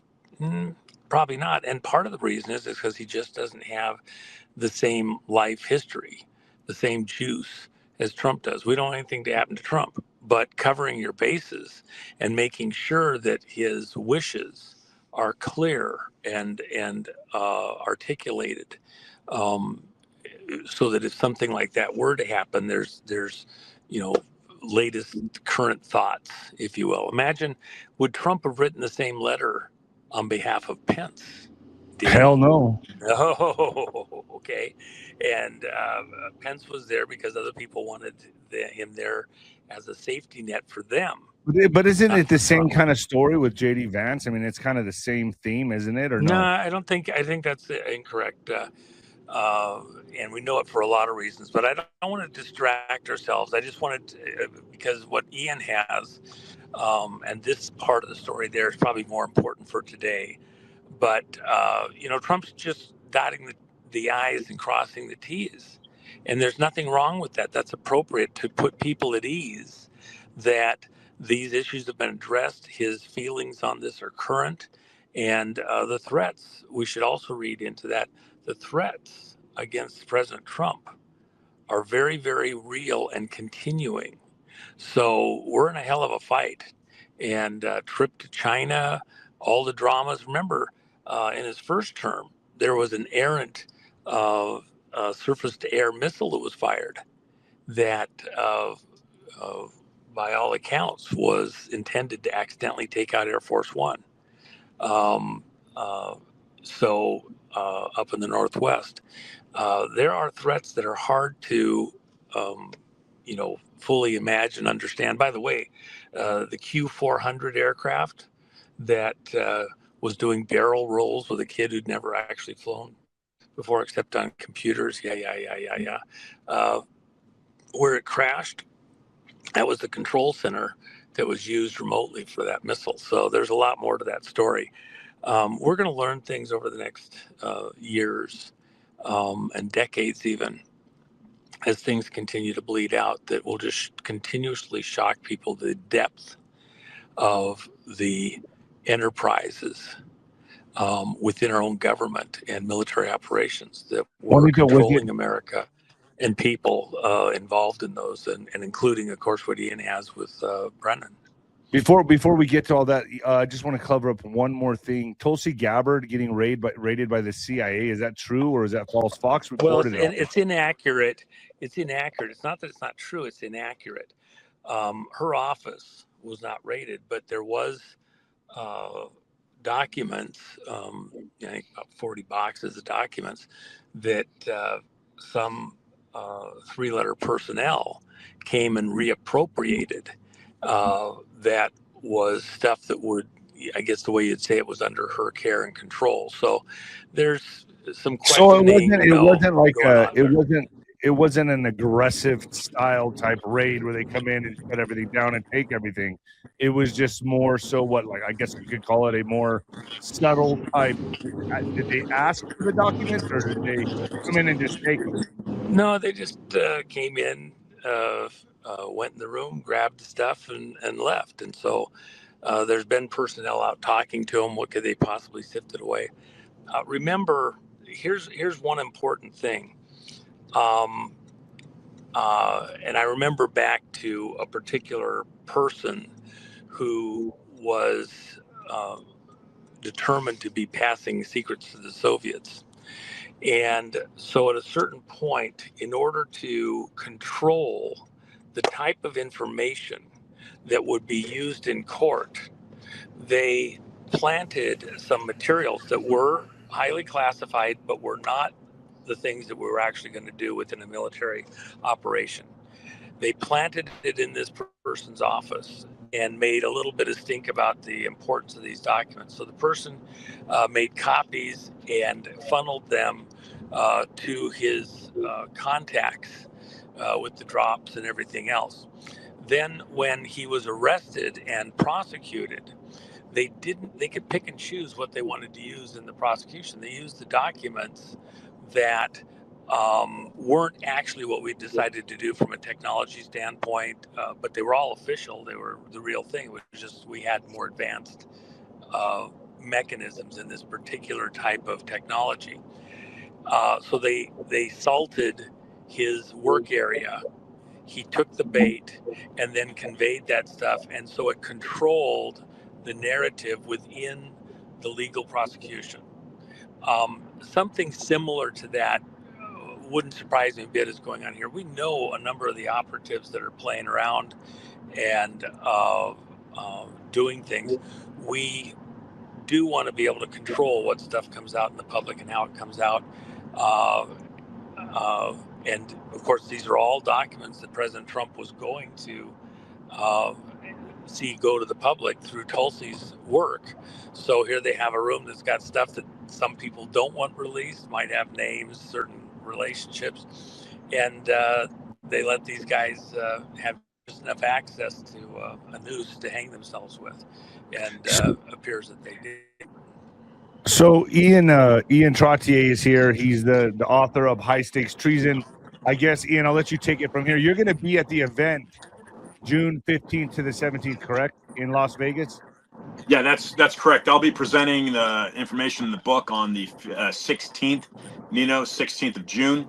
I will be there throughout the duration of the event, and I've got some nice information to deliver to folks that will be in attendance. But to bring you up to speed with some of the work that I've done recently in the past few days, I just got back from DC, Nino, and I met walking the Capitol with the information in the book. I was fortunate to actually exchange some FaceTime one-on-one with Senators Ron Johnson and Senators Rick Scott. In fact, Nino, Ron Johnson, when I showed him the book in hand, he was familiar with the book, and he said that his staffer would be reaching out to me. That individual's named Brian.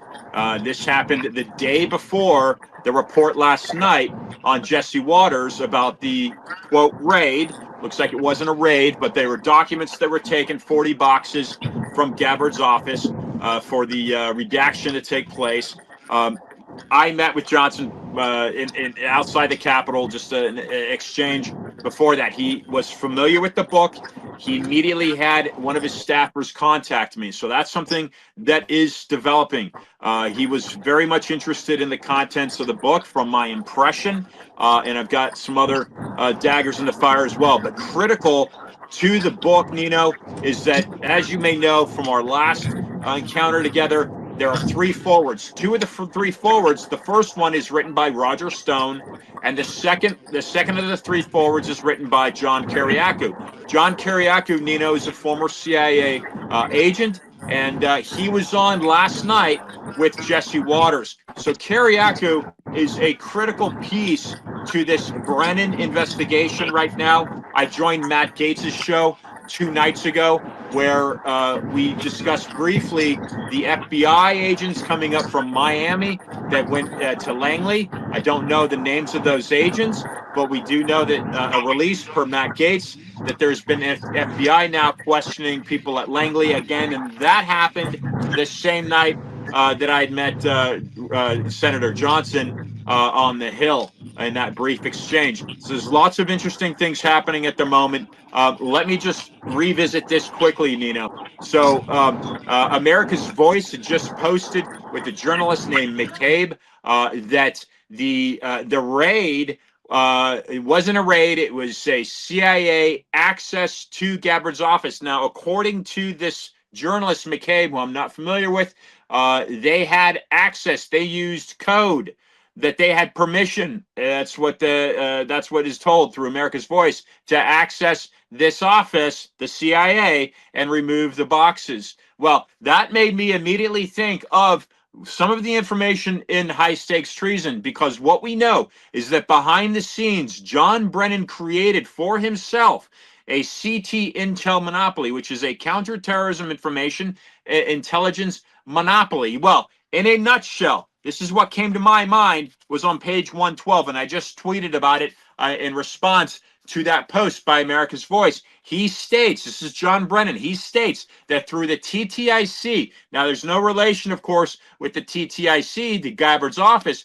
that I know of, but he says 26 classified and unclassified networks flowed into the Terrorist Threat Interrogation Center, which is what gave way to the NCTC, the National Counterterrorism Center. What I'm saying is that Brennan created this as a result of 9/11, and what I'm doing is I'm portraying the power that I suspect John Brennan retains in the intelligence community in D.C. Therefore, we're going to suspect that perhaps the CIA, with John Brennan, and Patrick Byrne has stated recently in the past few months on Alex Jones that John Brennan still owns, that's a quote from Patrick Byrne, he still owns the top 2 layers of the CIA. That would, to me, impress upon me that he still controls it. Patrick Byrne, who's a CIA asset going back to 2006, Patrick Byrne himself is a former CIA asset. He still owns the top 2 layers of the CIA. Plus, 3 nights ago, my understanding, I saw the clip, I think it was 3 nights ago, John Brennan himself, resetting the statutes of limitations, spoke to Nicole Wallace on MS Now and stated, this is before the disclosure with the CIA whistleblower on the Hill. John Brennan himself said that there is a legion of intelligence agents on the Hill working to undermine the president. That would be Donald Trump. John Brennan himself said that just a few nights ago. And if that is true, then again, I'm going back to page 112 in my book, continuing to say that the TTIC, he said, had more access to more information than anywhere in the government. And again, Nino, the reason I'm quoting that out of the book is that we may not, we being just members of the Republic, right? Just ordinary members of the Republic, all playing our role in society, we may not know the extent of the network of power that Mr. Brennan has created for himself inside the District of Columbia and our government and our intelligence community.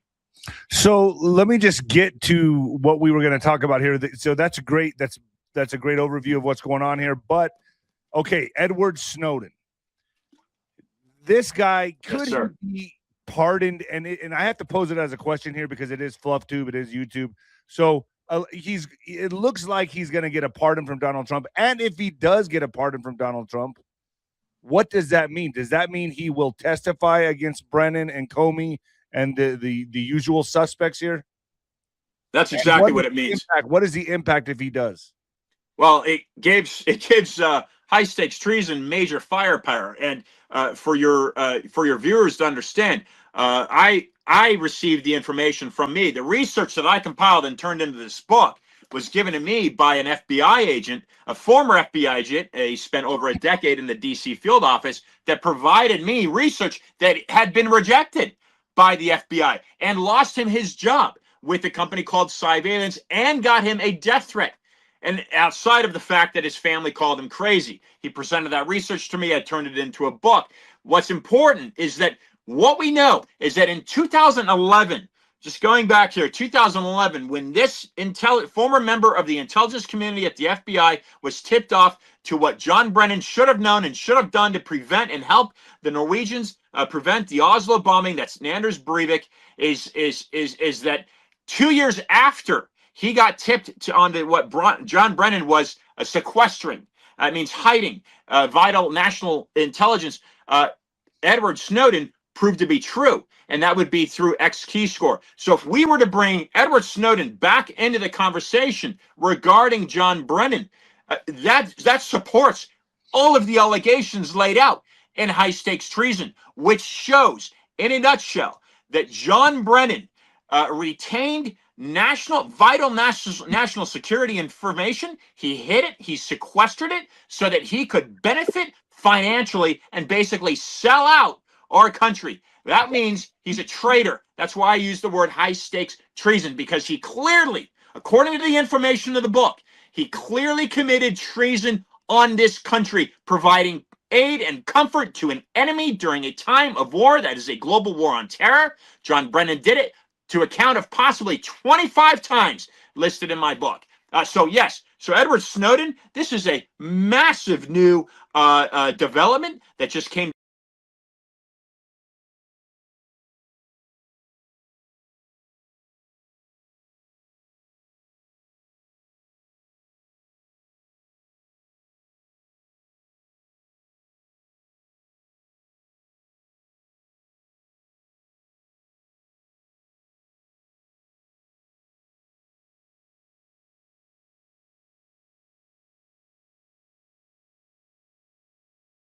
Is trying to work a deal. Before President Trump won in 2024, I had a contact that's, lives in the presidential compound in Russia that we occasionally communicate. He had asked if I had thought that there would be an acceptance of a proposal to work something out for Snowden to be able to testify against some of the people that were in the intelligence community, including and specifically named Brennan. I had just, with no direct knowledge, just on principle, said, yeah, I think that there would be, if you want to try to work a deal, I think there might be room for a deal there. And then I was with attorneys who dealt with Julian certain information, and similar questions were asked in that vein at that time when I was over in Spain. And so there is a desire on some of these people's part to present information concerning people into the intelligence community, including and specifically, not limited to, but Brennan precisely.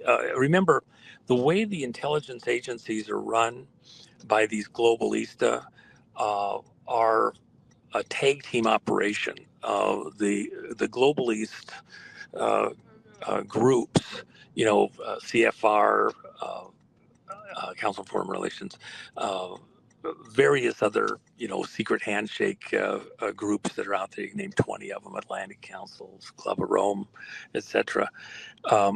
They work together and coordinate together on their globalist ambitions, and so it's a tag team operation.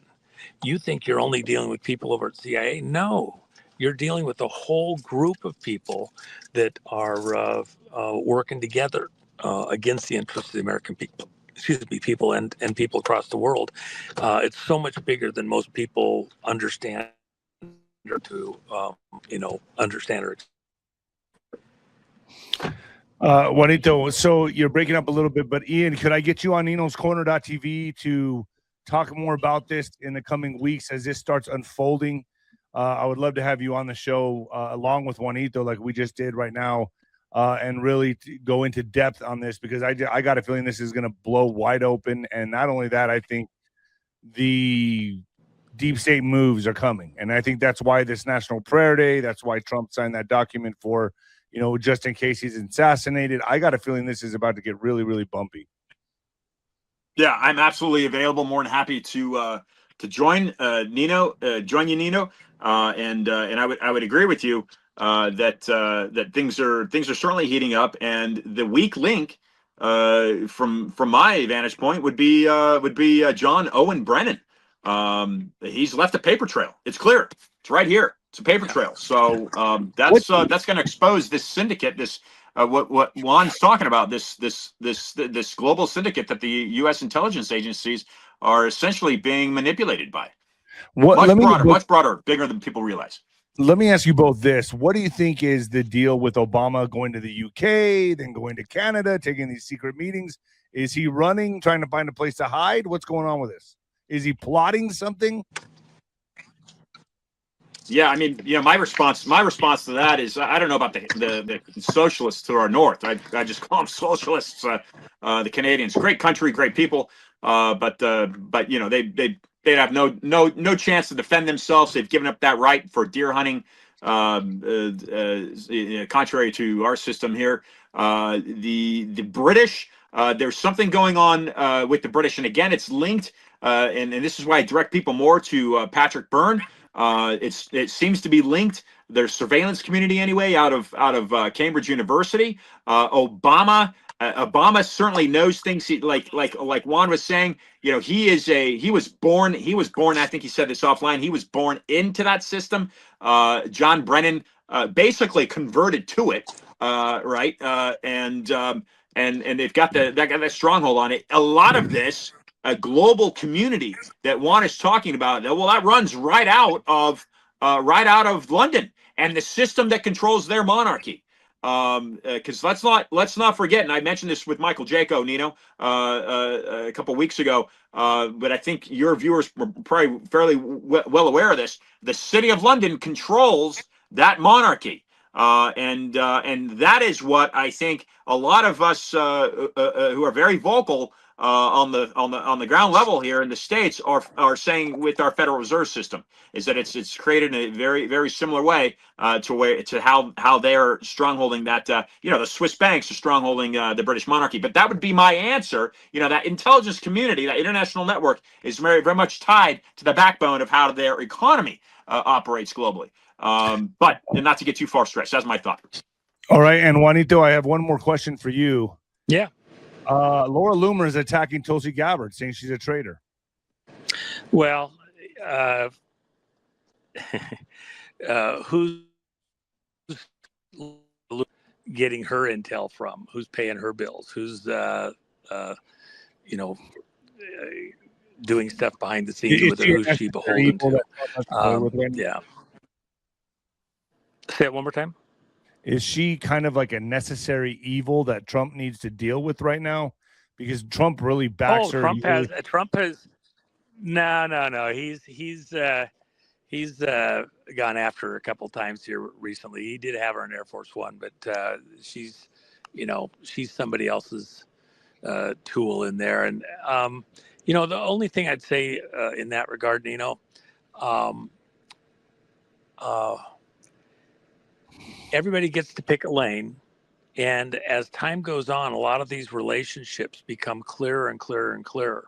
How many times have I told your audience that the real problem here is the City of London, the city within the city, where the Queen, when she was alive, had to go to the gate of the City of London, take off her shoes, enter, curtsy and bow, kiss the ring, kiss the ass of the mayor of the City of London, where the square mile where all the banks are, which is the old Roman city within London with its own wall, etc. What Ian is telling you is the same thing that I'm saying to the audience here. There's a nexus of authority and control within these global networks that hasn't been recognized. Even China hasn't been their own man because the banks are controlling China. Hong Kong controlled by the Brits. Oh, we left, we're done. Hiding in plain sight, these hidden relationships and power plays that control the direction of the world, even into the finances and things like that. So there's games within the games. More of this will get exposed, and the relationships of certain people within those games. I don't need to be the internet police.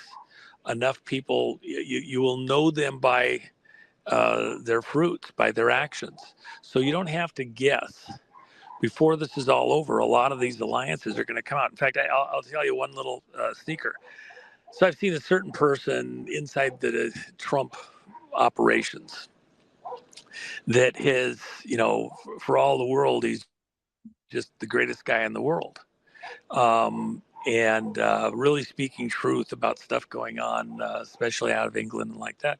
Yet I know he's a paid operative to MI6. Oh, you don't want to say who it is? 1,000%. And it's no, I'm not going to go there. But over time, that will get exposed.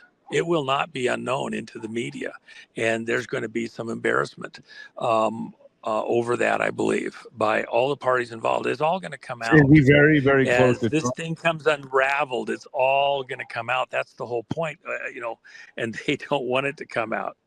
Is he very close? Is he very close to Trump? Well, we'll let that come out. Okay, it's not a minor player. I don't want to put. Yeah, I don't want. I know you want to stay in your lane. I get it, fellas. Thank you so much, Juanito. Well, let me just say this. So I don't want to deal in that particular regard. Hold on. This is important. There's going to be plenty of efforts to slime and besmirch everybody.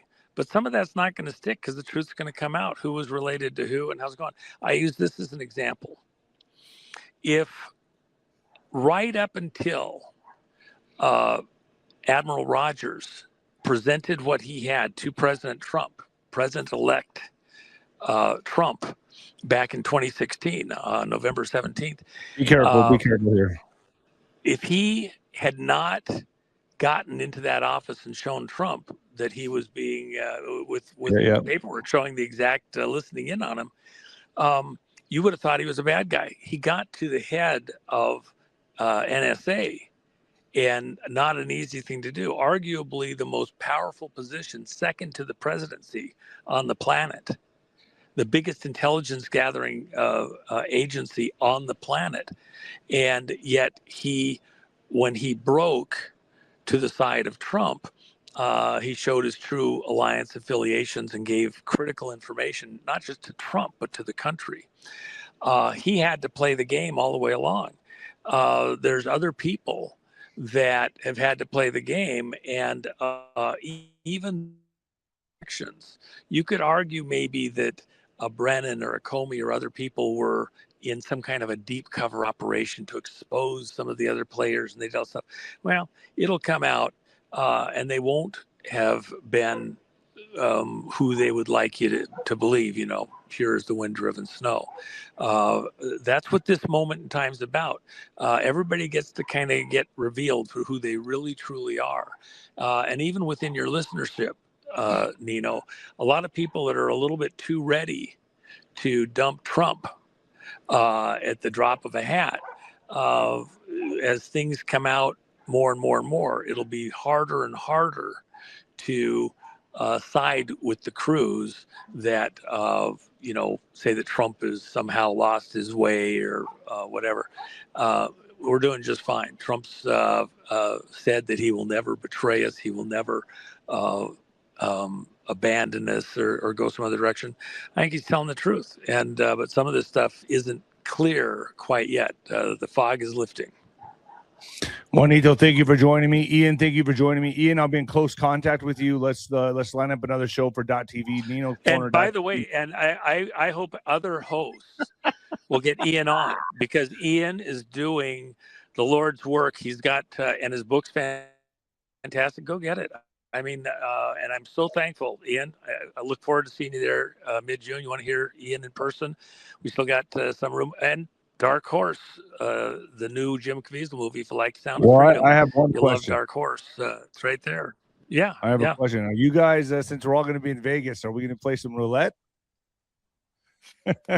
Some blackjack roulette? Are we going to gamble a little bit? Well, I won't do it during the conference, and I'll be tied up the day before, but maybe after we can decompress. And, well, you know me, Juanito. I pop in and out. But we are going to go get Italian food, right? We're going to go get some Italian food? Oh, yeah. Yeah. Love that. We'll get out there and enjoy it. I love my there's certain things that I love about a certain place. So, yeah. All right, and by the way, anybody that hasn't seen it yet, go over and Tina Peters.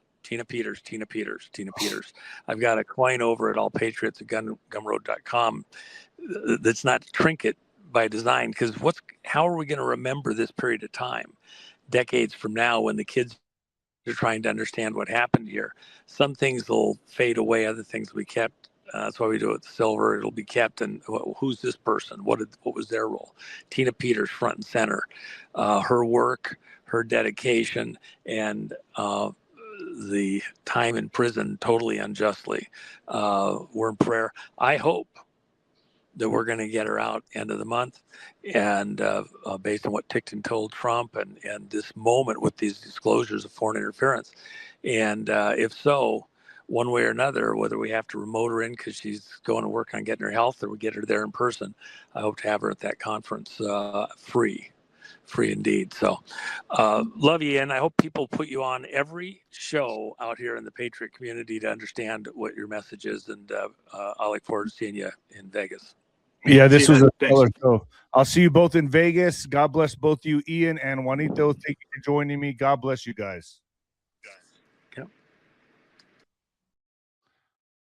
All right, folks, that was that. So I think that was a pretty stellar show. Ian Trottier and Juan O'Savin brought the heat. I'll be back here tomorrow, 9:30 a.m. Mountain Standard Time.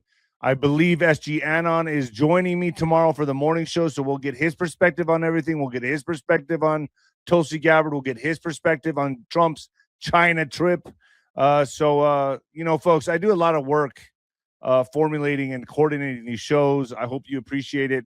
I do see your super chats, but let me just be clear here on the super chats. I haven't figured out Alex is not with me today, so the super chats, I don't know how to bring them up by myself. So I'm sorry. When Alex is with me tomorrow, I'll try to read through the super chats and be fair to everybody. I'm sorry I missed him. I'm not able to do that myself. I don't know how to do it. Hey, I'm very sorry, you got to kind of excuse me, But anyway, folks, love all of you. Thank you for joining me. I'm signing off. I'll see you tomorrow, 9:30 a.m. Mountain Standard Time, right here. Oh, and Nino's Corner.tv. I still got it going. Live forever. One payment. You live forever. I'm going to have phenomenal guests on. Juan O'Savin. You'll just see way more of this on Nino's Corner.tv. And I have a show going up tonight. Now, this is crazy. This is Katie Asher. Her son, autistic son, is injured from this. You see me pointing to my shoulder, right? He suffered an injury from that, and he's autistic. And his whole life, he was severely autistic. Anyway, he's a supernatural phenom. This kid sees heaven, hears God, and also can hear thoughts of people. This is absolutely a phenomenal show. And the book she wrote is called The Book of Heaven. It's on Amazon. I'm putting that up on ninoscorner.tv right now. I suggest you don't miss it. I choked up like 4 or 5 times on the podcast. I mean, it's one of the most beautiful podcasts I've ever done. Please go to ninoscorner.tv right now and watch that. If you're a subscriber, you won't regret it. It's an amazing story about her son that can hear God, speak to God, hear thoughts, and it's phenomenal. It's a phenomenal podcast. I'm very proud of it. All right, folks, I'm out of here. God bless you. The countryside. Take a look at this video of one being found. So they're putting out, contaminated insects, attacking the American people and people around the world with bioweapons yet again. And then they're putting out this, they're trying to put out scare propaganda. Look at this so-called Korean ship. Okay, and my answer is, we're not going to give in to bioweapon blackmails. It's legal to do that. All right, and now what has happened now is that there's been a European alliance now against Israel. And this is because of the constant attacks on, the war crimes, but also the constant attacks on Christians in not just Israel, but around the world. Take a look at these 2 Tucker Carlson clips to see what I mean. In order to try to extort money. And it's not going to happen. Now, the other thing that's not going to happen is that, the U.S. media keeps reporting that Trump's going to go on May 14th to have a summit meeting with Chinese leader Xi Jinping. Well, I asked the Asian secret societies about that, and this was their answer. We, the Hongmen, have absolutely no intention of saving the current Israeli puppet regime. He's referring, of course, to that whole fake Donald Trump show that Americans are being subjected to every day, and with increasing disgust. 60% of Americans oppose what he's doing. Only 33% now support it. But, it's not over until it's over. But we know that Howard Lutnick was taken in for questioning, and he basically forced to admit he lied about going to Epstein's Island. There's very little doubt that Lutnick was, blackmailed by... And we have it on the record that the fake Trump was doing that. And this is important because these people are going to face justice. And this is not abstract anymore because Canada participated in a meeting of 50 European countries. Okay, that's all of Europe. Everything to do with Europe. And they agreed. Well, listen to Prime Minister Carney speak about it. So he's making it clear, we're headed for war crimes tribunals, and the Anglo-Saxon military, the White Hats, together with the rest of the European military, are not going to let these criminals get away with it this time. There will be a new Nuremberg tribunals, and these people will face justice. They have no choice, and we're not going to, or apparently also they're going to try another UFO show, but it's just not going to work this time. We have to finish them off. And what's very interesting is that the French and the British sent a task force it's headed for the Straits of Hormuz. And this includes the French aircraft carrier Charles de Gaulle. And what I'm hearing from my Iranian and British intelligence sources is that they're there to protect European and Canadian shipping and world shipping from American pirate attacks. Okay, the Iranians have agreed to allow the countries of Europe and places like Japan to continue to buy oil from the Middle East without any interruption. It's only the United States that's being boycotted, and the British and French navies are going there to help protect their shipping in order to lower insurance costs. Think about that. This is an actual military campaign directed at the rogue Israeli puppet state, which is no longer the United States of America. It's no longer a democracy. It's a theocracy run by Satan worshippers, and the people you're seeing are actors reading scripts. We're sick and tired of this. The whole planet wants to move to, a normal development and creating a bright future. And, China now, most of Russia is heavily infiltrated by Chabad and needs to clean its own act up. But certainly the entire world now, including the European world, is lined up against the Israeli puppet state, and it's going to end. And when it does, all sorts of wonderful things are going to happen. Like I say, the Chinese, the Hongmen, they told us they fully support rebuilding the United States as a normal country. And all your debts will be written off, and then huge new developments will start. All your infrastructure will be rebuilt. All your debts will be canceled. All you've got to do is get rid of these privately owned central banks and corporations, the Fortune 500. They have to be removed from control of Satanists like the Rockefellers, temporarily nationalized, and then without punishing real entrepreneurs, the whole system needs to be rebooted. We have to have a jubilee. This will be done in public with full consultation of all interested parties to make sure it's done to, hypercharge the U.S. economy into an era of fast growth that turns everyone into middle class or upper class. And just to give a taste of the sort of thing that will be coming to the United States once these criminals are overthrown, take a look at these 3 buildings in China.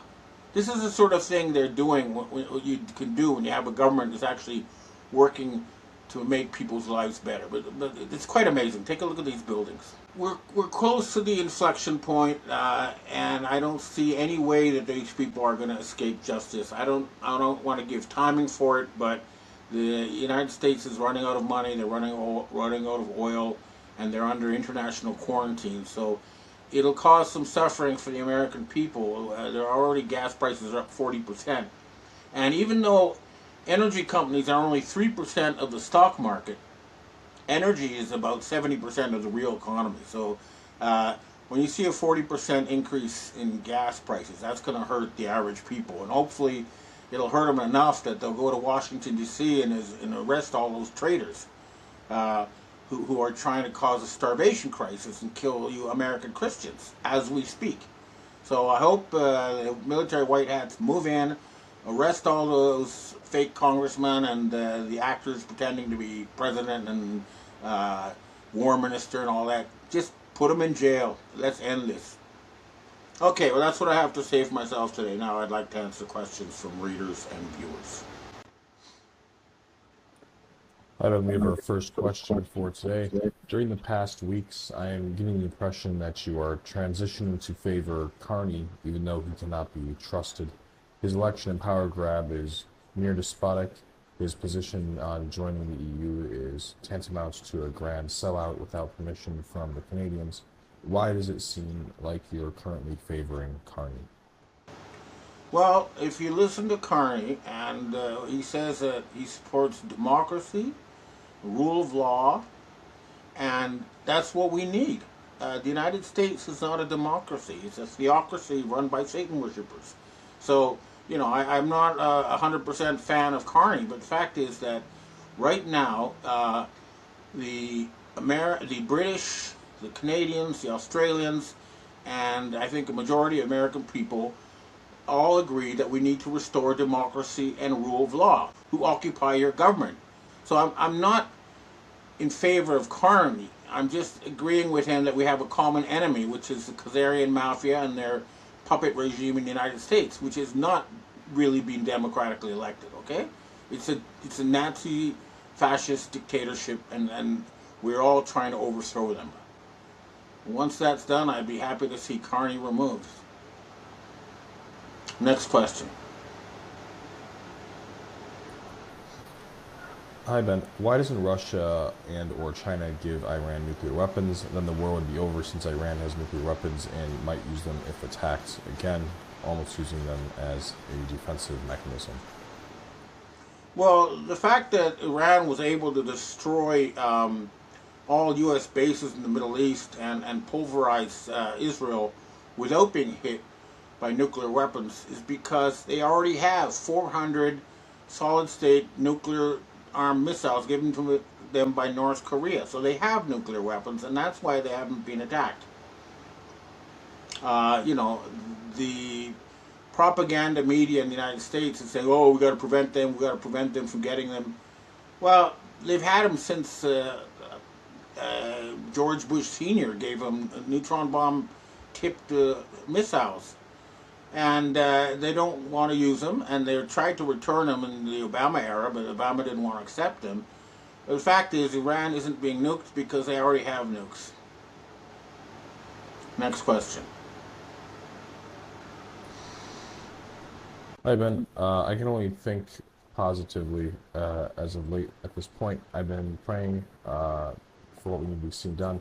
Well, Charles, since I keep hearing about it, it does seem that Prince William and Catherine are ready to rule, and hopefully you're right about their status as white hats, although lately Catherine appears very thin and haggard.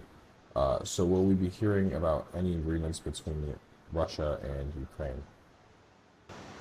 Well, I heard that the British have already made a deal with Russia over Ukraine, and it basically, what it means, it's the old agreement between Frederick the Great and the Russian Tsar, where the Russian zone of influence goes from the east of the Dnieper River, and the Western European zone of influence, or German, goes from the west of the Dnieper River. And in that agreement, Odessa will become a free port, sort of like Hong Kong, so that the Ukraine will not be landlocked, and they'll have access to exports and imports. And that's the general agreement that's been reached. So when that happens, it'll probably be made public when there is a formal change to King William, and hopefully that'll be soon, but we'll see. Next question. Hi, Ben. Can you explain to us in a little bit more detail how the clone thing works? I think a lot of us are a little bit confused on this. Clones? When you mentioned that certain political figures are replaced or fake, how do the entire clone process Oh, work? I see. Okay, look, I've been told for like years and years and years that they have clones, but the observable facts show that's not the case. What they have is they have actors who are being. So, for example, you had a Hillary Clinton who was suddenly 20 centimeters shorter than the original, but with an identical face. If it was a clone, it would be identical. There are differences. You can see them. The ears are different, the height's different, the things that you can't alter with plastic surgery are different. So my understanding is they have many well-trained look-alike actors who can go in front of an audience and read a script and appear to be that person, but they don't have clones, okay? It's not that, I just haven't seen evidence for that. My understanding is that clones of animals suffer from short lifespans, and I don't think there's any way to transfer memory to a clone. So I use Occam's razor. I find a more simple explanation, which is they find people who look like these leaders, and then they give them plastic surgery to make them look more like them, and then lots of training so they can act and sound like them. That's what's really going on. Next question. Hi, Ben. Can you explain why China is building up a fleet of, quote, useless aircraft carriers? The strategy of President Trump to block Iran's oil instead of bombing it, in my opinion, is not stupid. Why should a fake Trump do this? The discussion you showed from Congress was not intellectually brilliant. I don't think it said much of anything. What is your strategic analysis about the situation by actual figures and not only by verbal information? And this is our last question for today. Well, the price of gasoline is up 40% in the United States since March. Here in Japan, the price of gasoline is the same as it was in March, and I think you'll find it similar in other places outside of the United States. So the oil is flowing to everywhere except America, and military experts like Colonel Douglas McGregor made clear that U.S. does not have the ability to, shut the Straits of Hormuz. They just physically can't do it. Trump recently tried with Operation Freedom or something. He sent in a bunch of ships, and the Iranians are reporting that 4 were sank and 2 ran aground, and they were forced to retreat. So the U.S. Military is not able to blockade the Straits of Hormuz, and also countries like Saudi Arabia are not allowing them to use their airspace to attack Iran. So basically, the news you're getting in the United States is the opposite of the reality. What's happening is the United States, the Israeli puppet regime in the United States is being boycotted, not the other way around. When Secretary of Treasury Scott Bessent tried to impose financial sanctions on oil companies, Chinese oil companies, they said no. And so now the Americans are trying to attack Chinese oil ships. That's not going to end very well. With me today in the studio, 107, who's somewhere in America driving, as you can see.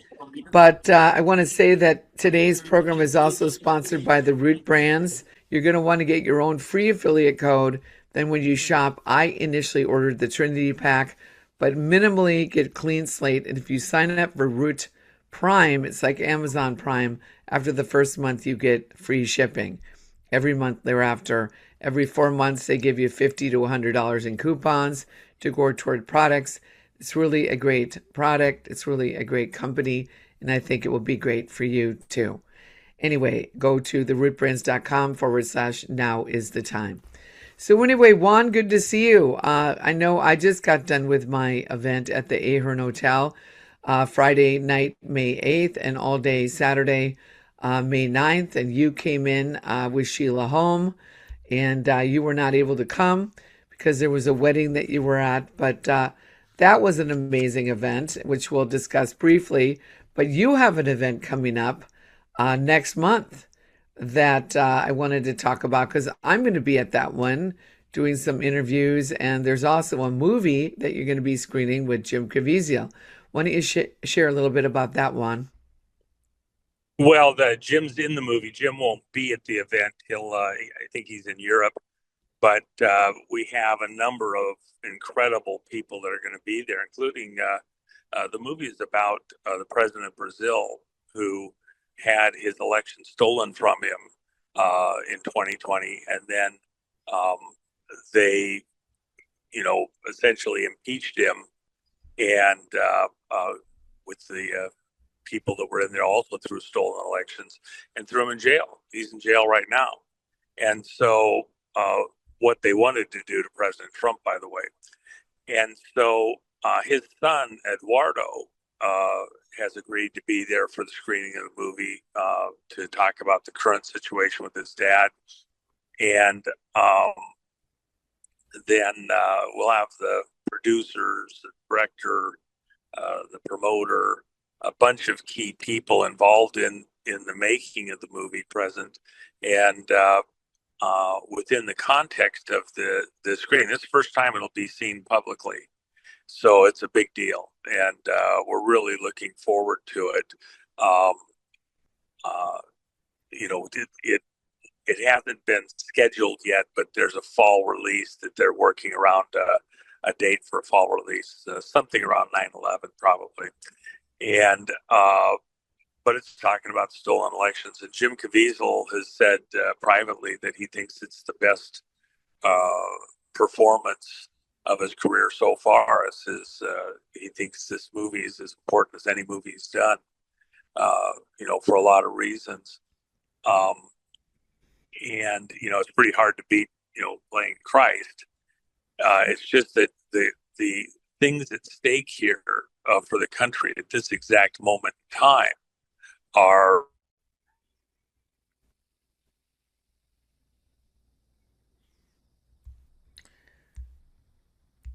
We lost you, Juan. This is coming to a head. President Trump and wants to get two things done while in office. He wants to get back to honest elections, and honest money. But all of that starts with, and so this movie is in the context of this conversation.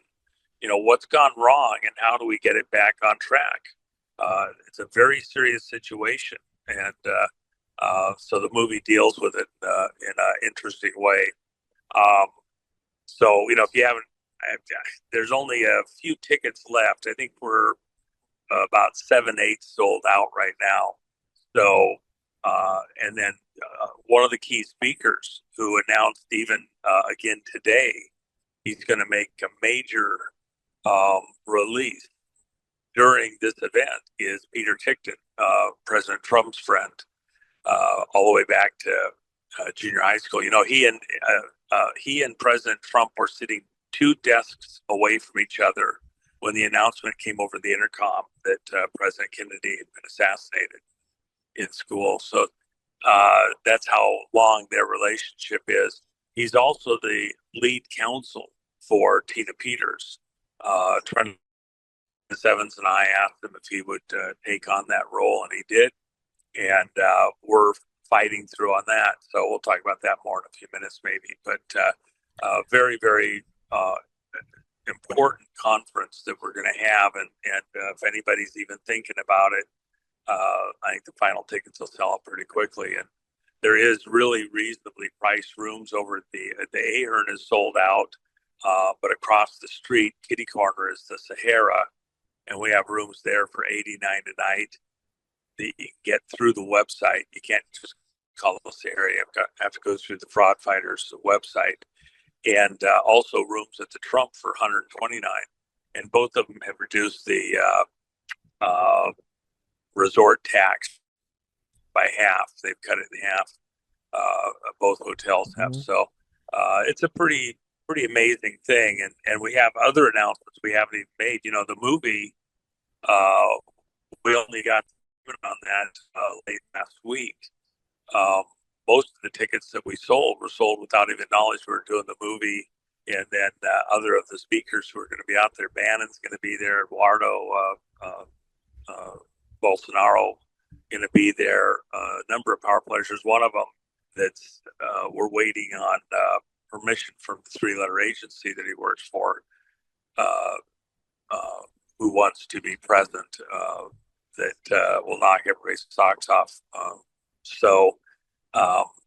For security reasons. But anyway, it'll be one for the record books. It's going to be fantastic. So anyway. Now, what's the actual date, Juan?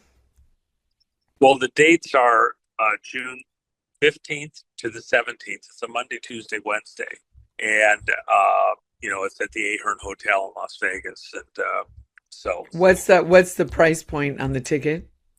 $350. And for that, we're serving full dinner on Monday night before the movie, and then breakfast, lunch, and dinner, and not just a croissant, but an actual full meal for breakfast, lunch, and dinner, both Tuesday and Wednesday.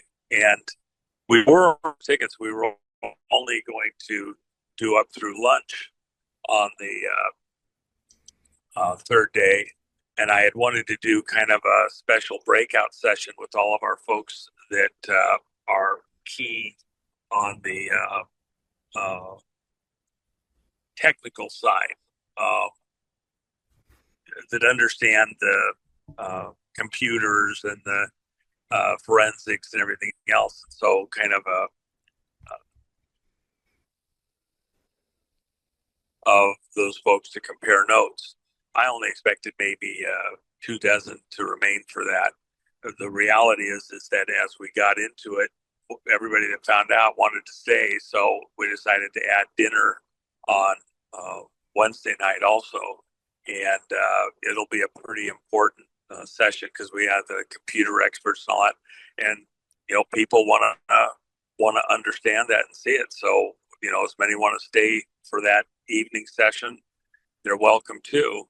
And so it's become quite a big deal. I've got several of the people that are presenting are the world-class experts in their field, including, for example, the people that have helped to school Homeland Security and the White House concerning exactly how the vote fraud was done in 2020.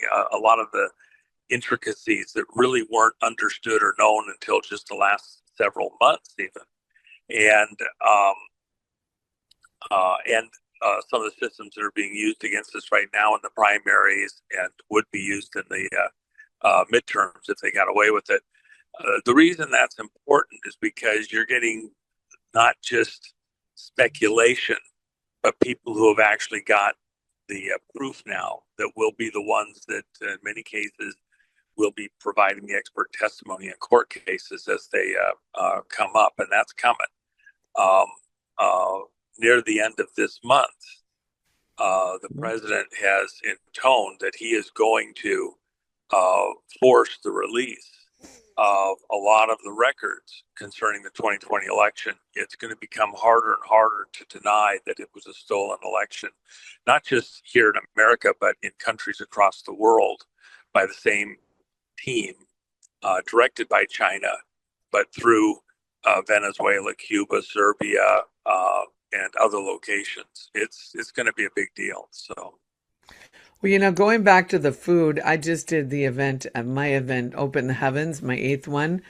And the food is some of the best that we've had. Unbelievable food for the luncheon that we had, like steak, salmon, chicken. It was the top of the line. Then I had a dinner for the speakers, Hawaiian chicken. So it's amazing food. And didn't you tell me, Juan, it's the #1 caterer in all of Las Vegas? Well, they're for the type of service that they're doing within the hotel catering. They're award-winning. They're one of the best in Vegas and widely recognized as such. So you can't probably for an event like this find anybody that's any better in the Vegas area. They'll serve it as a buffet, but it's first class. A lot of the big hotels, they're an assembly line of conventions and things like that. So they do a great job, but the Ahern being a little bit smaller and more specific on the events, they tend to do a better job and try harder. And so that's why my reason for doing all the meals is because I don't want people to feel the need to go somewhere. The whole point of a conference like this, especially this one, is that people need to be networking and sitting together and communicating. And so you're going to have the speakers and, the attendees. Oh my gosh. Such a significant number of them could be speakers themselves at an event like this. But, just like yourself, we've got so many power players that are going to be present. You're going to get to interact with them. I think that's worth all of the ticket price, let alone the fact that, we're providing all the meals. So it's going to be a great event. I don't want to, oversell it. Yeah. We're nearly sold out as it is. And if somebody wants to, they need to, get her done, because once they're sold, there's no extra room or space. Is what it is. And as it is, by the way, we're already the largest event ever going to be at the Ahern. So we'll be the largest event in Ahern history when we do this. Well, and I just did my event, Open the Heavens, and it was an amazing event. But as you talked about people coming together, it's very important that we all get to meet and spend time together. I think that's what, just as you look back over the last 5 pandemic, but I think if the people just stand up and don't listen to what they're saying, and that's coming together. I know we had, like, Kathy O'Brien was there, Scott McKay. We had Lewis Herms, who's running for governor. That election's coming up just a few weeks, that primary. Sheila Holm, and you came in on Zoom. You guys were only on there about a half an hour. But nonetheless, what you said was really important. You've been at, I think, 2 of them in person of the events I've done, and about, I think, 3 on Zoom. So we're going to be doing another one probably in September. But what we do, and then we'll get into some questions, is we go into these areas where we have a 24-hour prayer team, and we literally are dealing with the principalities and powers over the areas where we just invite the King of Glory, Jesus, to come in. So I know we made an impact on what we did in the heavenly realms. Just like when Daniel prayed, remember, it took 21 days to break through because of the fighting in the second heaven. So we just have to stay in our lane and do what we're called to do. And that's what we do. So, Juan, you were talking to me beforehand about Tina Peters. And of course, you brought that up on the Zoom call that you came in on my events on Saturday. What's happening with that? And you mentioned there was going to be some type of situation that President Trump is going to be putting pressure on the prison warden or the governor. Peter Tickton just said on Bannon's show a few minutes ago, and of course we talk behind the scenes very regularly. My chief of staff, Matt Meck, probably talks to Tickton twice a day. But the reason I mentioned is he mentioned on Bannon, and he's going to be speaking at our event. He mentioned on Bannon that his advice to the president was that he give Polis, the governor of Colorado, till the end of the month to release Tina. And if he doesn't by the end of the month, that he direct Blanche over at Justice Department to declare Tina a protected witness within the federal investigations on the evidence that's going to be being put out to the public as the month continues concerning the theft of the 2020 election, stuff that we have now that's been presented over at Homeland Security, things that are going to be put to the grand juries, and that if Governor Polis fails to release Tina for whatever reason, just figure it out. And there's 50 reasons besides the presidential pardon to get Tina out of prison immediately. That if he doesn't by the end of the month, then essentially the federal government becomes aggressive, goes in and frees Tina. That this is long past any kind of justice. She's a political prisoner to both sides. President Trump has been holding on acting in order to not set precedents for stuff like this down the road. He wants to maintain a certain zone. So he's, not going further than the pardon that he already issued for the time being. And the other side of the coin is that Polis can't let her go because he will get so much heat, so much venom from the Democrats who need Tina as a scarecrow against anybody else looking into elections and how elections are conducted. So she's a prisoner on both sides. And for everybody to understand, her case, her conviction will get overturned. Just like when they went to take President Trump off of the ballot in Colorado, and then a dozen states were standing by to do the same thing. Inside the state of Colorado, every court, all the judges said, yep, you can take him off the ballot, no problem, done. And it got fast-tracked to the Supreme Court. At the Supreme Court, the justices looked at it, and normally, decisions are divided at the Supreme Court, 5-4, 6-3, 7-2, even an 8-1. It's almost impossible in this day and age to get a 9-0 decision at the Supreme Court. But in this case of taking President Trump off the ballot, it was a 9-0 decision. You can't do that. Every court in Colorado was so politicized, so full of it, that not even the most liberal of the Supreme Court justices could agree with any court in Colorado. A unanimous 9-0 decision. You can't take Trump off the ballot. That shows how screwed up the Colorado courts are. Tina's case will be similar. They turned justice completely on its head. Every step, the prosecutor, the grand jury, the trial itself, the sentencing, are so wonky that none of that will survive once it gets outside the state of Colorado. And in a normal situation, from on bail while their sentences are being appealed, they didn't do that with Tina, and they've refused to do that with Tina. Because if you're on appeal, there's a likelihood that everything's going to get changed somehow, and then the idea that you would go to jail might not ever happen.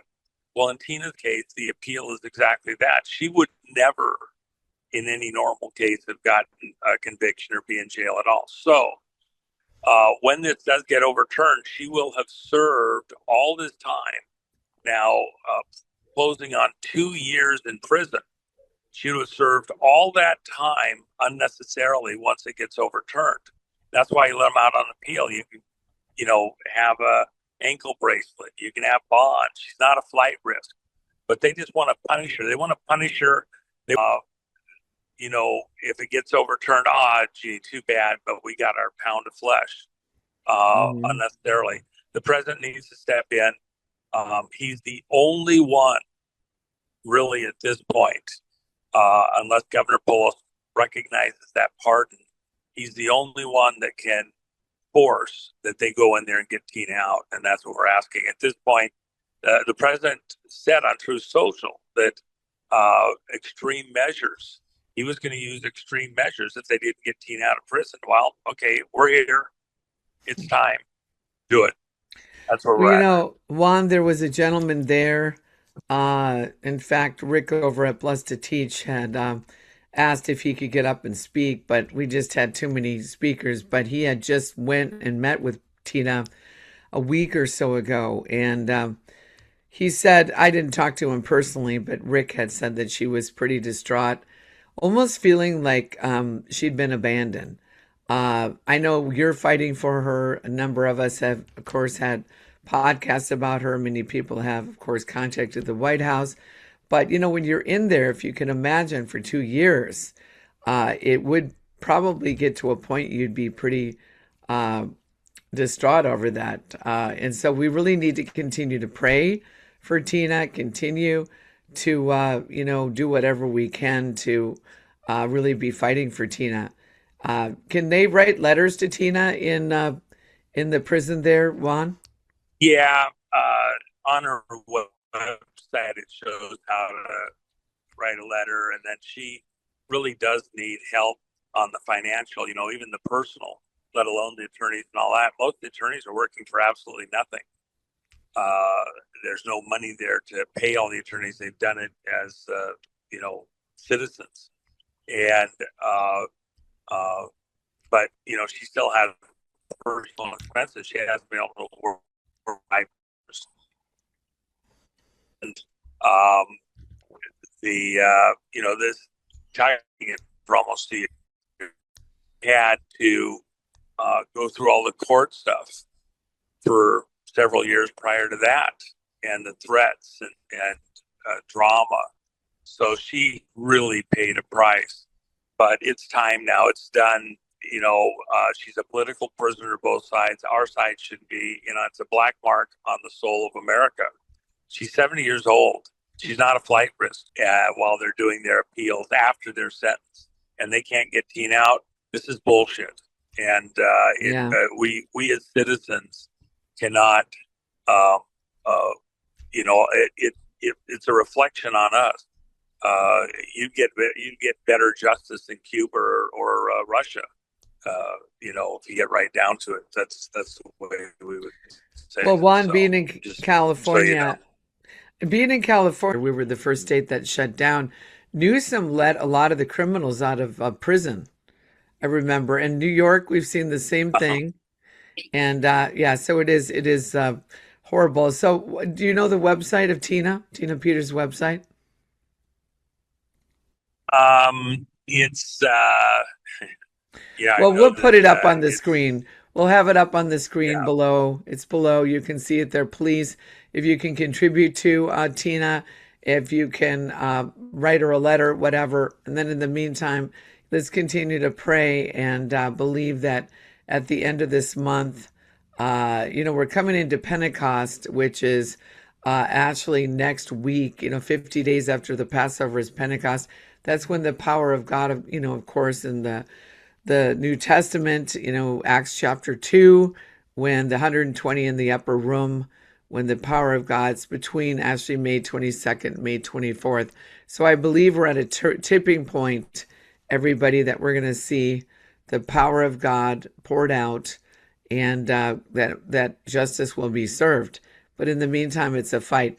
So Juan, as President Trump now is over in China with a number of these high-level CEOs, what's your perspective on that? Well, what he's doing is China has been intimidating and showing bluster concerning international communications and finance. They have been actually funding foreign nations' ships, third world countries' ships, as well as military, in convenient locations near the underwater cables that allow for commerce across the earth, communication, as though, oops, I dropped an anchor and it cut a cable. Some of this is more overt than others of it is.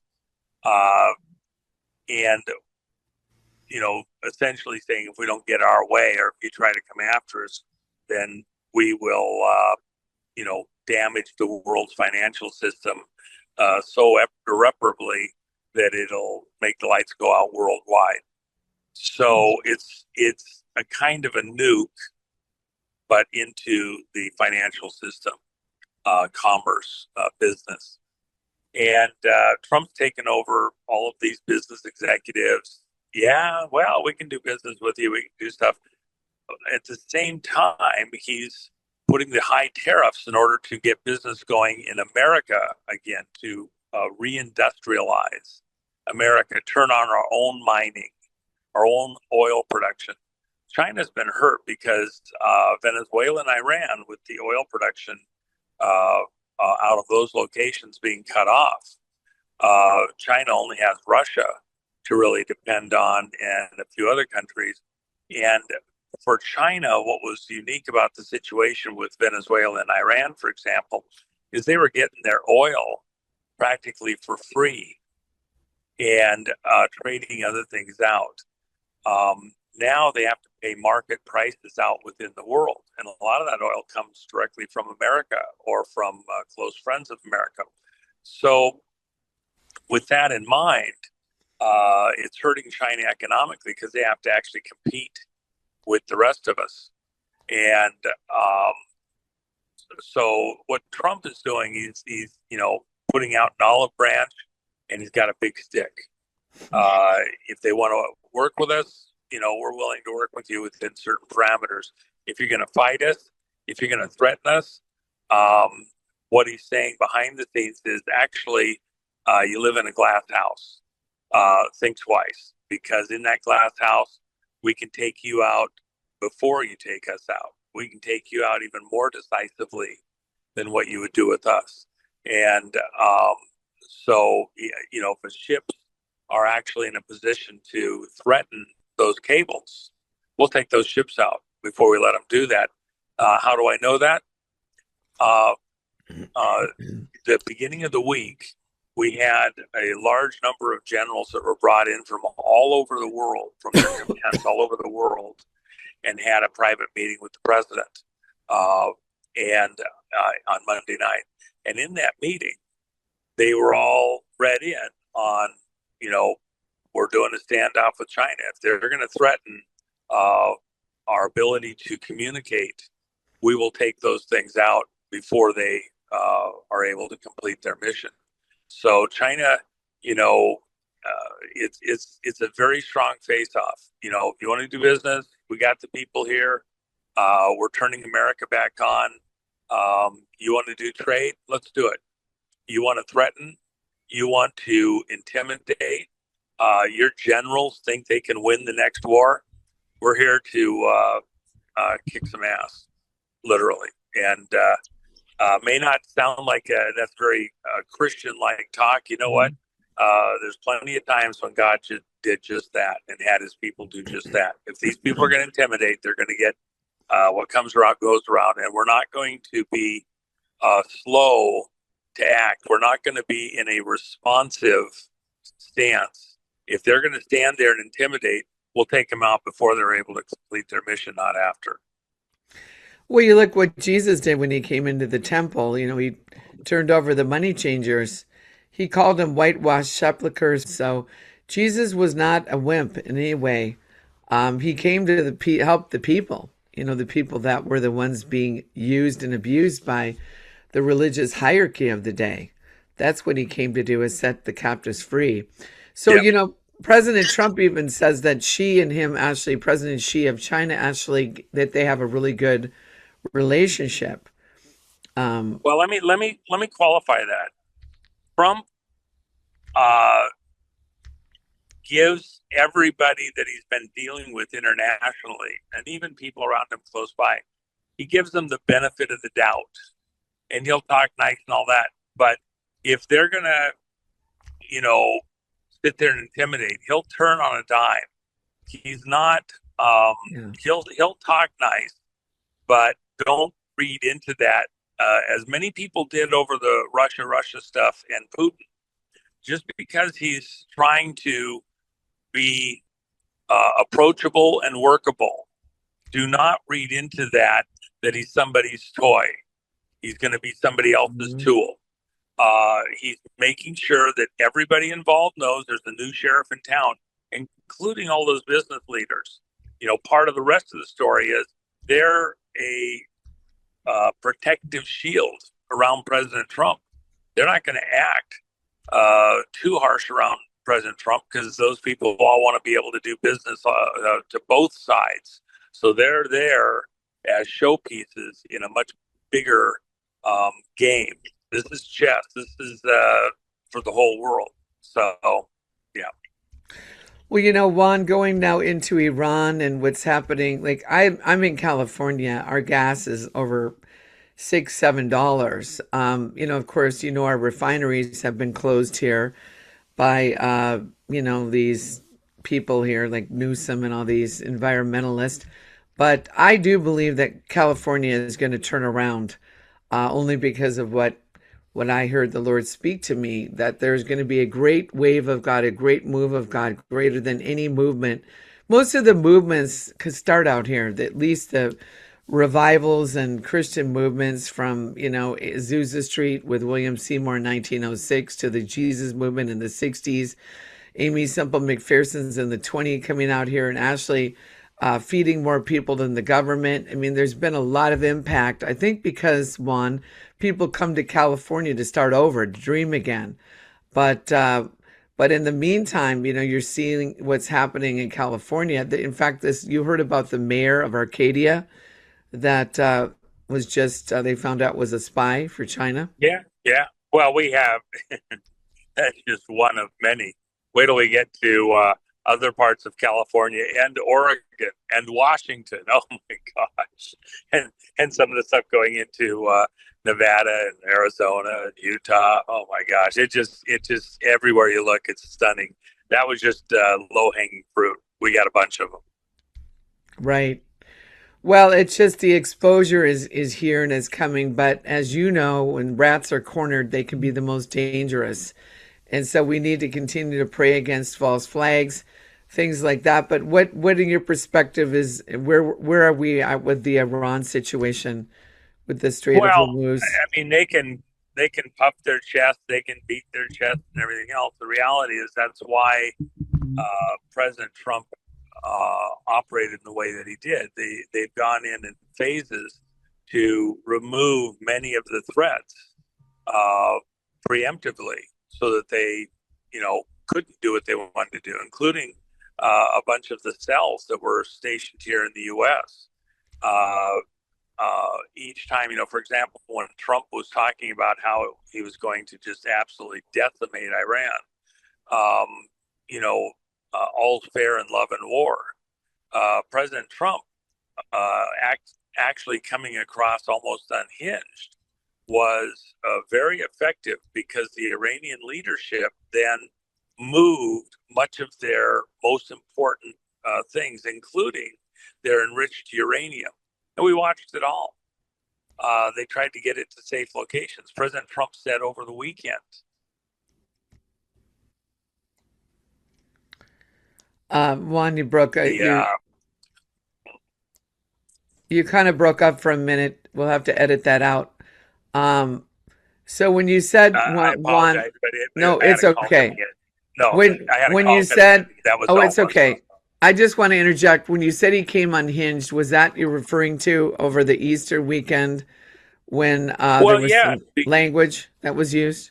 Well, because what he was doing was he was using a bluster back to the Iranians. The Iranians were going to shut down the world. They're going to change all the finance. They could bomb all the ships in the Suez or in the Strait of Hormuz, etc. And President Trump came right back. Oh yeah, oh yeah, oh yeah. And what he did was he scared them so bad that they went and moved a lot of their assets to new locations. When they moved them, thinking they were protecting them, we watched all of that. We now know where everything that we're concerned about is. So this last weekend, what did the president say? He said, yeah, anybody touches your rich uranium, we'll blow you to smithereens. We'll blow you to hell. Don't touch that. We can easily deal with that. You're not moving it. And part of the thing with you're in a wartime situation, a lot of things that, this isn't a policing action. We're not trying to, follow all the rules of Hoyle in a nice gentleman's game. Okay.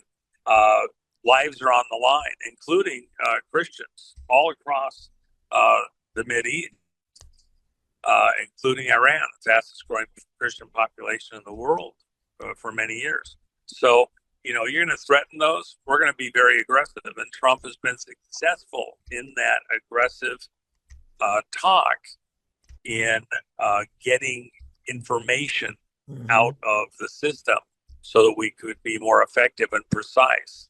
We're not blowing up all of Iran. We're not going to destroy all their citizenry. We're going after the bad guys. In fact, over the last week, another thing happened.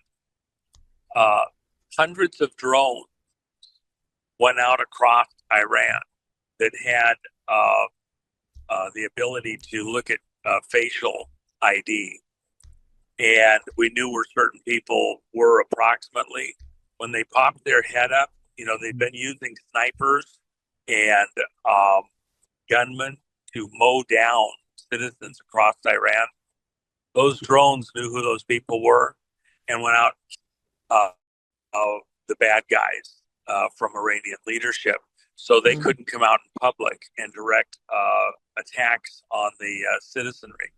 And so in a matter of about 2 hours, they got rid of, at least 20 plus and many more of, now they're to pop their heads out anywhere where they might be seen. So they're the ones having to hide because they pop their head out. There's a drone somewhere in the neighborhood that's got their face on it and send at them like a guided missile. So,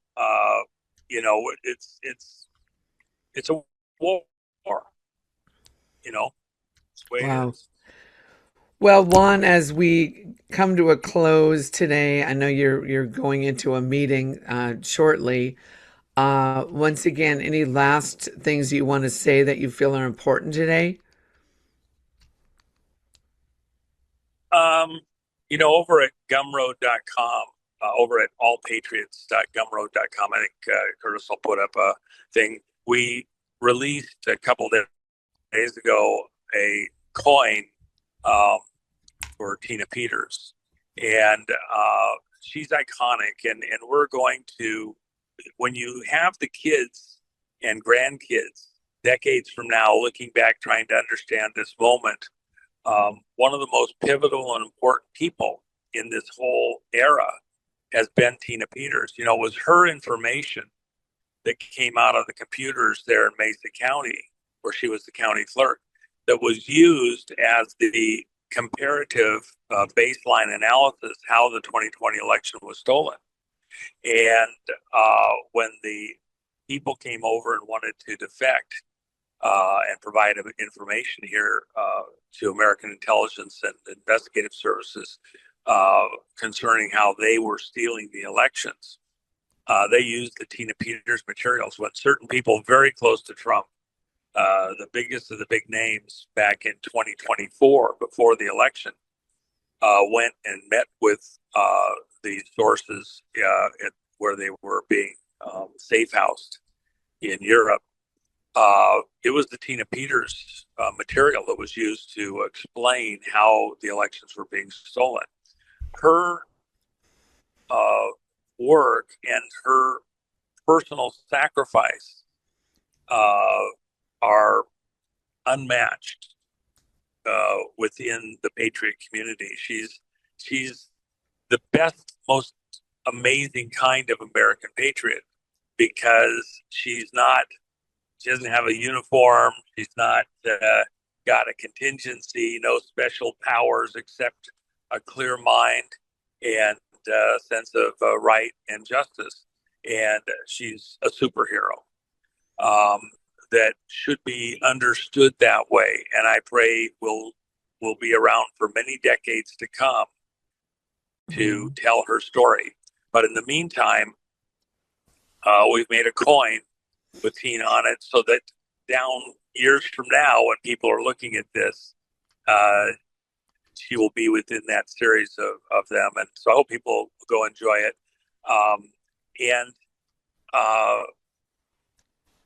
Literally, prayer changes things. We do pray that God will intercede in this Tina situation with all the parties involved, President Trump, Governor Polis, everybody. But also beyond that, I would ask everyone here to the White House call line is open 10 to 3 Eastern daily, and they're volunteers that man that. So you want to be very courteous. What they do is they monitor people's comments and what's important to them. And months and months ago, when I asked for this twice, we trended over several days and weeks as the most important thing that people put at the top of the list at the White House call center. I think it's time to do that again. It's urgent. You know, you can set your alarm clock, call in, and get your comment posted, so that when they look at the sheet, and they'll listen to some of the comments that people have. So you want to be very respectful. The president, personally listens to many. They pull them up and so he can hear them. Just hear what they said, how they said it, what their thoughts were. Get on that White House call center line, and yeah, we'll have the number up on the screen. Call center line, the hotline. We'll have it up on the screen. Juan, I think we all need to go to Gumroad, and that will be up the screen where you can get a Tina Peters coin. And also, Juan, this weekend, May 17th, is President Trump has basically called many people to the in Washington, D.C. They're going to be on the National Mall. I'll be flying out actually tomorrow. So I know many of you are going to be going. Be praying for us. I don't know. I know I was there January 6th. I know, of course, Juan, you were there. And there was, I think you said there was probably 2 million there, right? That's January right. 6th? Yeah. In the broader area, there was 2 million.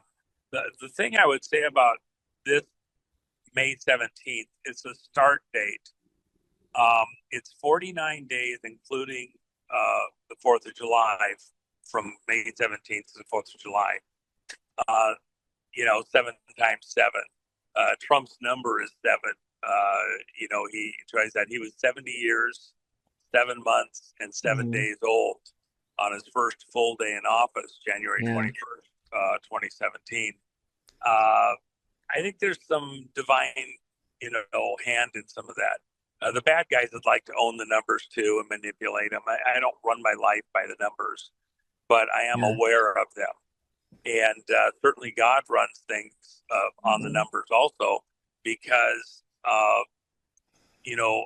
we have a week, 7 days, seventh day we rest within the way that the Jubilee operates. You would plant your fields for 6 years. You take the 7th year off, give it a break, give yourself and your fields a break.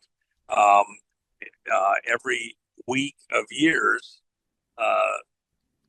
which would be 49 years, after that full week of years, you get a second year off, and you don't plant anything, which means you have to do a lot of planning to have food and like that, because you're not working the fields.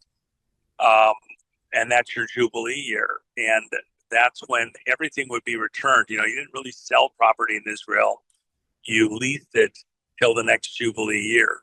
And then it was returned to the original family and heritage will belong to. And so everything would be returned, and everything was priced based on a Jubilee year of return.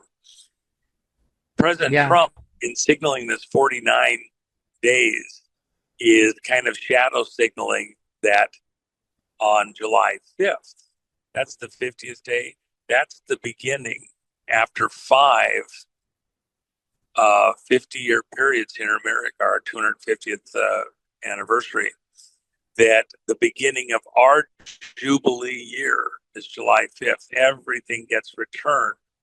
Ownership of the country. We restore our covenants and revisit who we are as a people. And by the way, one last thing I just want to say related to the 17th. It's very important people understand President Trump was extremely clear. He wants America, the people of America, that show up on May 17th. We're praying for the covenants pilgrims had between themselves and God in heaven, our Father in heaven. Those covenants were designed around we as a nation doing certain things and God protecting us and blessing us because we're about the work of our Father in heaven. Now, I want to contrast this. There has been a group within the White House that posted stuff on the White House website, and 17 protocols and proclamations and prayers and everything else to be done on this May 17th date and during the weeks following in this rededication of America. Those protocols, in my opinion, are completely out of place with what the president called for. They're completely at odds with what the president was looking to do. They're done by, people, Christians and all that, but they go back to the 1607 Roanoke landing and the people that landed there who dedicated their mission and their location to the crown, to the British crown and to the Commonwealth and to the promotion of that royal, estate here in the Americas. The Roanoke founding floundered or dispensed out. We commonly have always referred to the founding of the American Revolution and people to the Mayflower. And the Mayflower landed in Plymouth Rock. And from that seed, America built out and grew out. So using references to something in 1607 is completely out of step with what President Trump called for, what he asked for, prayer and rededication in the spirit of the Pilgrims' prayers. And by the way, the prayer that's out there supposedly from the Pilgrims, the original is lost. Another group has tried to reconstruct it and did a miserable job. So there is no actual document in existence today. It did exist at one time. It was destroyed sometime during the Civil War. That shows the original prayer that was prayed before the pilgrims came ashore. So with all that in mind, there is a fight going on in the religious community, in the faith community, to own the way that we understand this moment. This is about a pilgrim rededication of America, and President Trump was very clear, and a season of prayer between now and our 250th anniversary, our fifth Jubilee year here in America. By the way, 5 is the number of grace to God's people. It's the number of war and destruction to the occult. Both sides want to own that number. So we're in an important season, and we're also fighting for who owns the narrative moving forward of how we understand this time, this season. That's why I even put out the Tina Peters coin. When people look back later, what are the hinge messages that this period of time went around? And so those coins will be kept and passed to children and grandchildren. They'll want to understand it. That's why I did that. And this whole series that we've done, yes, they'll survive till later time, unlike trinkets or whatever. They have real value, being silver, and they'll be held. So, well, and also just to interject one, this being Mother's Day was just a few days ago, looking back at the Revolutionary War, that many women, there were certain spies that would actually put out their laundry to basically warn General Washington when certain bad guys were in town. There was women that were hiding in the closets who would listen and overhear different important conversations from the other side and things like that. Women, we want to honor women in particular now, I think in particular with Tina Peters. So if we could go and purchase the coins, if we can write to her, go to her website, maybe contribute.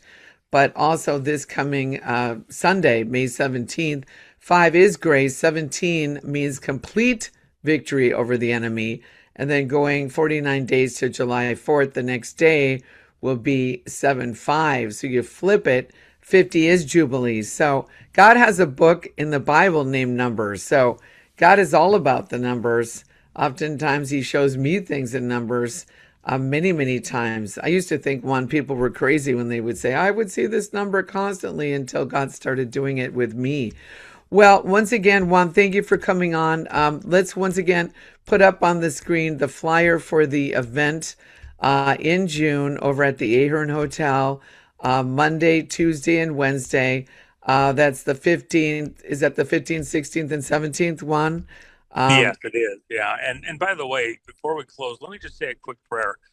Father God, with all the important things taking place across America and across the world that are on the plates of so many of our leadership, I pray that you would move to the front of the line in everyone's thoughts and positions of power and authority. Tina Peters' situation.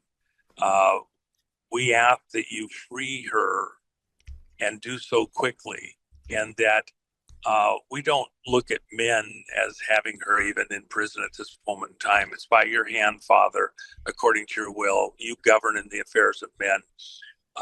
Free Tina, bring her whole from prison, and let us enjoy her company again, free, individually and as a nation. And we pray for President Trump for great wisdom, for clarity of mind, for great counsel from his counselors concerning his next moves, both in Tina Peters' case precisely, as well as affairs across the world, from Venezuela and Iran into China, so that he will be able to do as he has said he wanted to do, be the peacemaker, the president who brings peace to the world where others could not.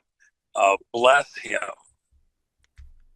mightily in what he is doing. Give him favor, incline your ear to his requests when he prays to you for guidance and help. Do so on behalf of all of us, this people whom you've placed in this land, not just for our own benefit, but once having got control of our own country so we can go out and help other countries around the world, be our brother's brother, not our brother's keeper. We thank you for every mercy, every blessing. Thank you for a beautiful event with Mary and the people that showed up, that it would be life-changing for them, and it would be a spark of change and growth of your people in not just Las Vegas, but Nevada and into California and other areas nearby, that a season of justice would wash across America, and that your people would see your hand according to your will. We pray, Father, protect those doing your will across the country as they endeavor to change not just America, but the world for good. We ask this in Jesus' name. Amen. Amen. Well, thank you, Juan. And just closing out with my viewers, audience, remember, it's just about depending on what calendar you're looking at. There's a Hebrew calendar and then the solar calendar. The 22nd or the 24th, it's just 9 to 11 days away to Pentecost. And when suddenly the power of God, the upper room came, and the lives of those men, the disciples, were basically turned upside down, going to the streets of Jerusalem, and they said, "These men are drunk with wine." And Peter stood up and said, "This is that which the prophet Joel talked about." And it literally, the city was turned overnight. So we have got to see a move of God in our country. And that's when we quit dividing, attacking each other. That's what the enemy's plan is, to divide the movement, the MAGA movement. You don't have to agree with everything that they're saying, but we have to stand in unity and community, linking arms, knowing that united we stand, divided we fall. So I'll be flying out tomorrow to Philadelphia and then going up to Washington, D.C. on Friday.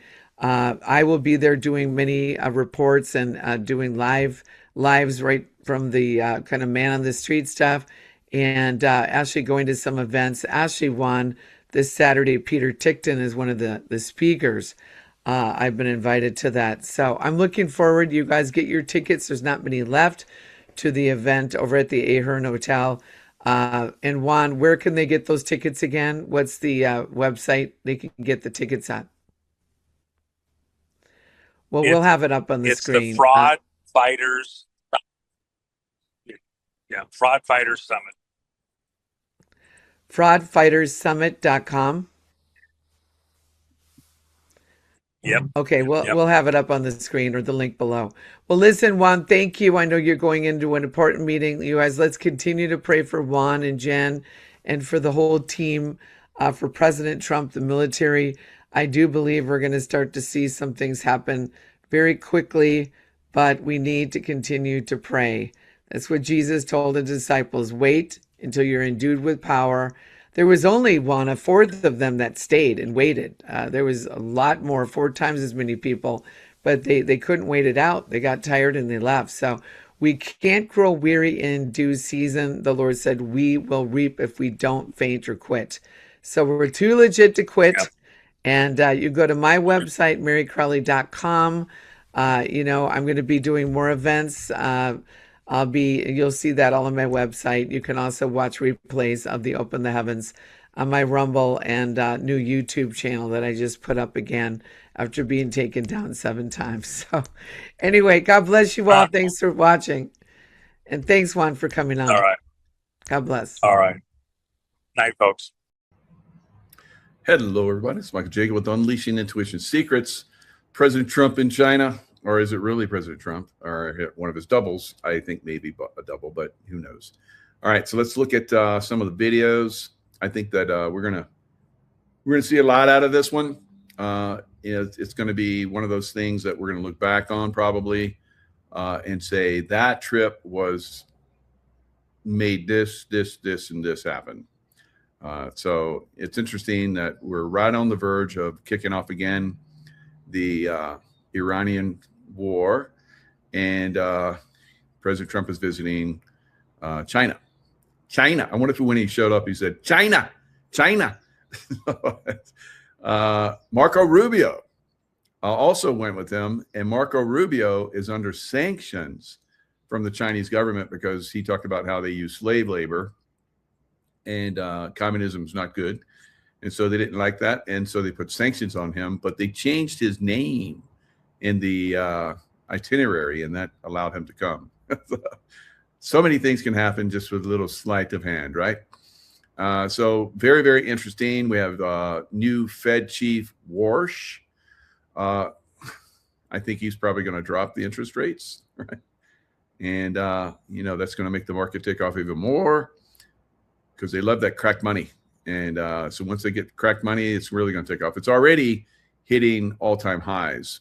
The S&P, NASDAQ, the Dow is a little bit of a laggard, but everything's popping.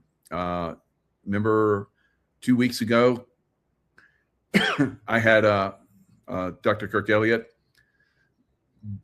Captain Kirk came on, and we both said, you better get on the silver now because it's about ready to take off again. And sure enough, silver has taken off again, and silver is going to reach all-time high very soon, and it will be stupendous for all of us that have been acquiring silver over the last several years. And that's, you're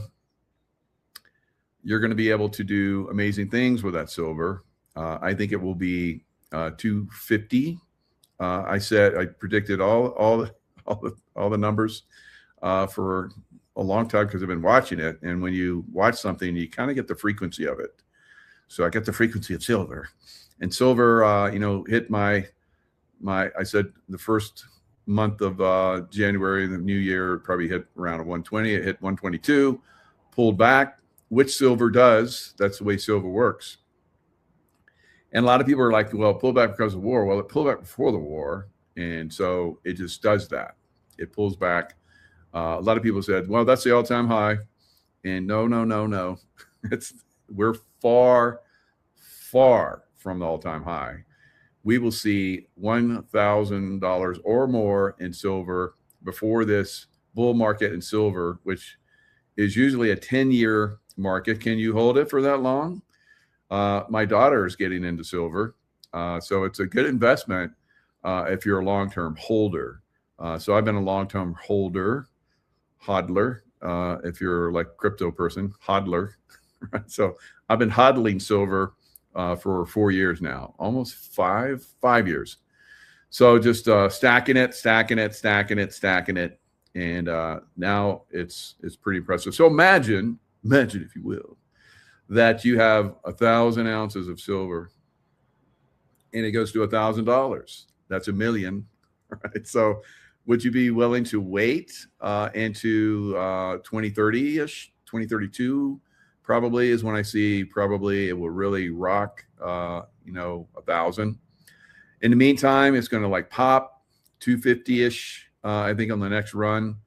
Probably a little bit of a pullback, but it's going to catch people off guard because they'll be like, oh, it's going to pull back. I'm going to sell and I'm going to reap the profits and I'm going to wait for it to like go way down like it did. And then I'm going to jump on it. I don't think it's going to do that this next time. So, and I don't know why. Circumstances will be what circumstances are. And then probably 500 by the end of the year. And I'm not the only one that says that. A lot of people have been saying that.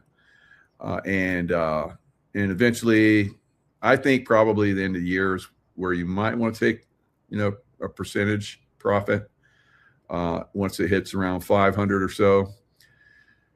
And who knows, maybe it won't. So, I'm just a dude. I'm just a dude who's been, doing silver since I was, 12-year-old boy.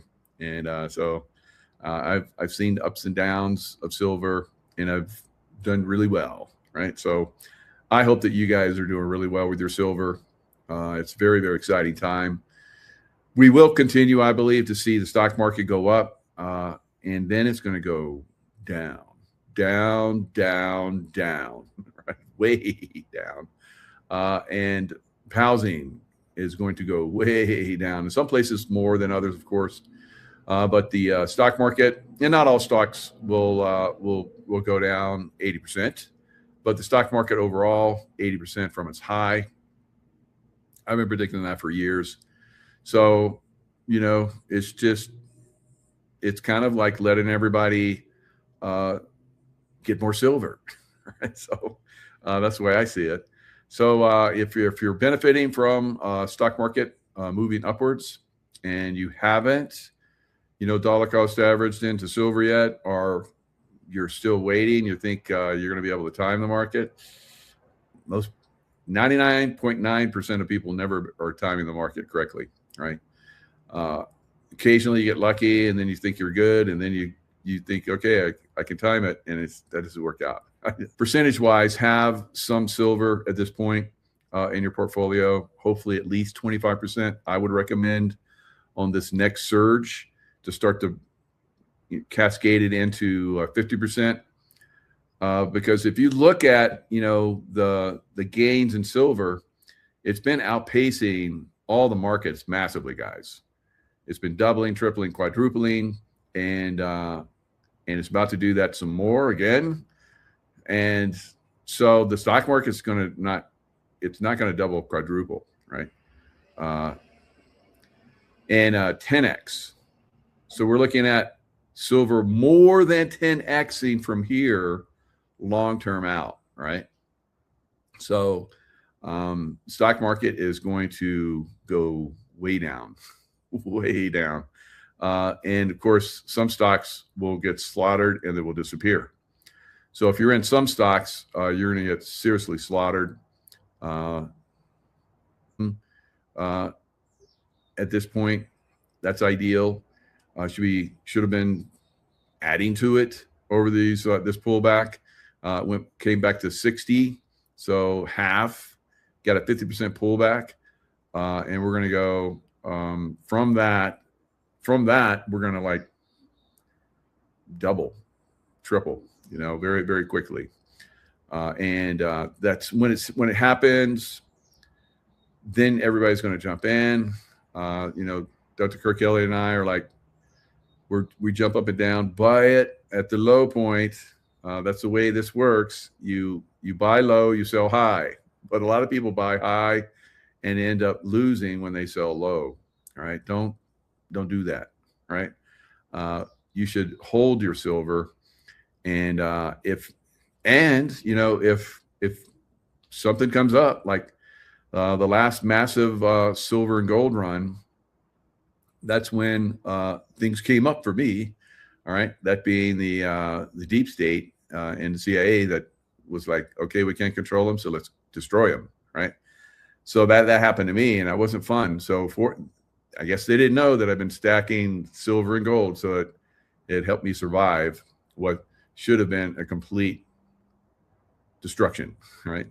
So I've heard from people that said, I had to sell some, but it really made a difference for me, and that's great. I hope that most of you can hold it and determine when you want to pull your profit or some of your profits. Ideally, like I said, 25% of your profits, and pay off everything, pay off your cars, pay off your house, everything.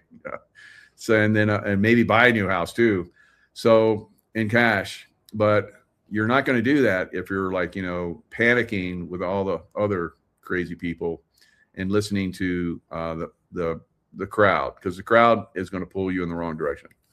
So hopefully I've steered you guys in the right direction. I'm in and out of stuff, so I know it's kind of hard to follow some of the stuff that I do. I do really well, but I can't tell you. I don't have a service where, and you're paying me for it, that I tell you, okay, I'm pulling profits on this right now, right? So it has to be all up to you. So easily you can just invest in silver and hold it, and you can hold it long term. Like I said, dollar cost average in, which means basically you're adding to it every month, $100 or whatever you can afford. More is better. So if you're a millionaire or you're a billionaire or trillionaire, I'm going to get $1 billion more silver this month. I'm like, wow, I wish I could do that. Because if you had bought it on this downtrend, you're going to make many billions more, right? Now, if you're a millionaire, you're going to make many millions more. If you're a thousandaire, you're going to make many thousands more. So whatever you're at, hopefully you're able to, add to your silver portfolio.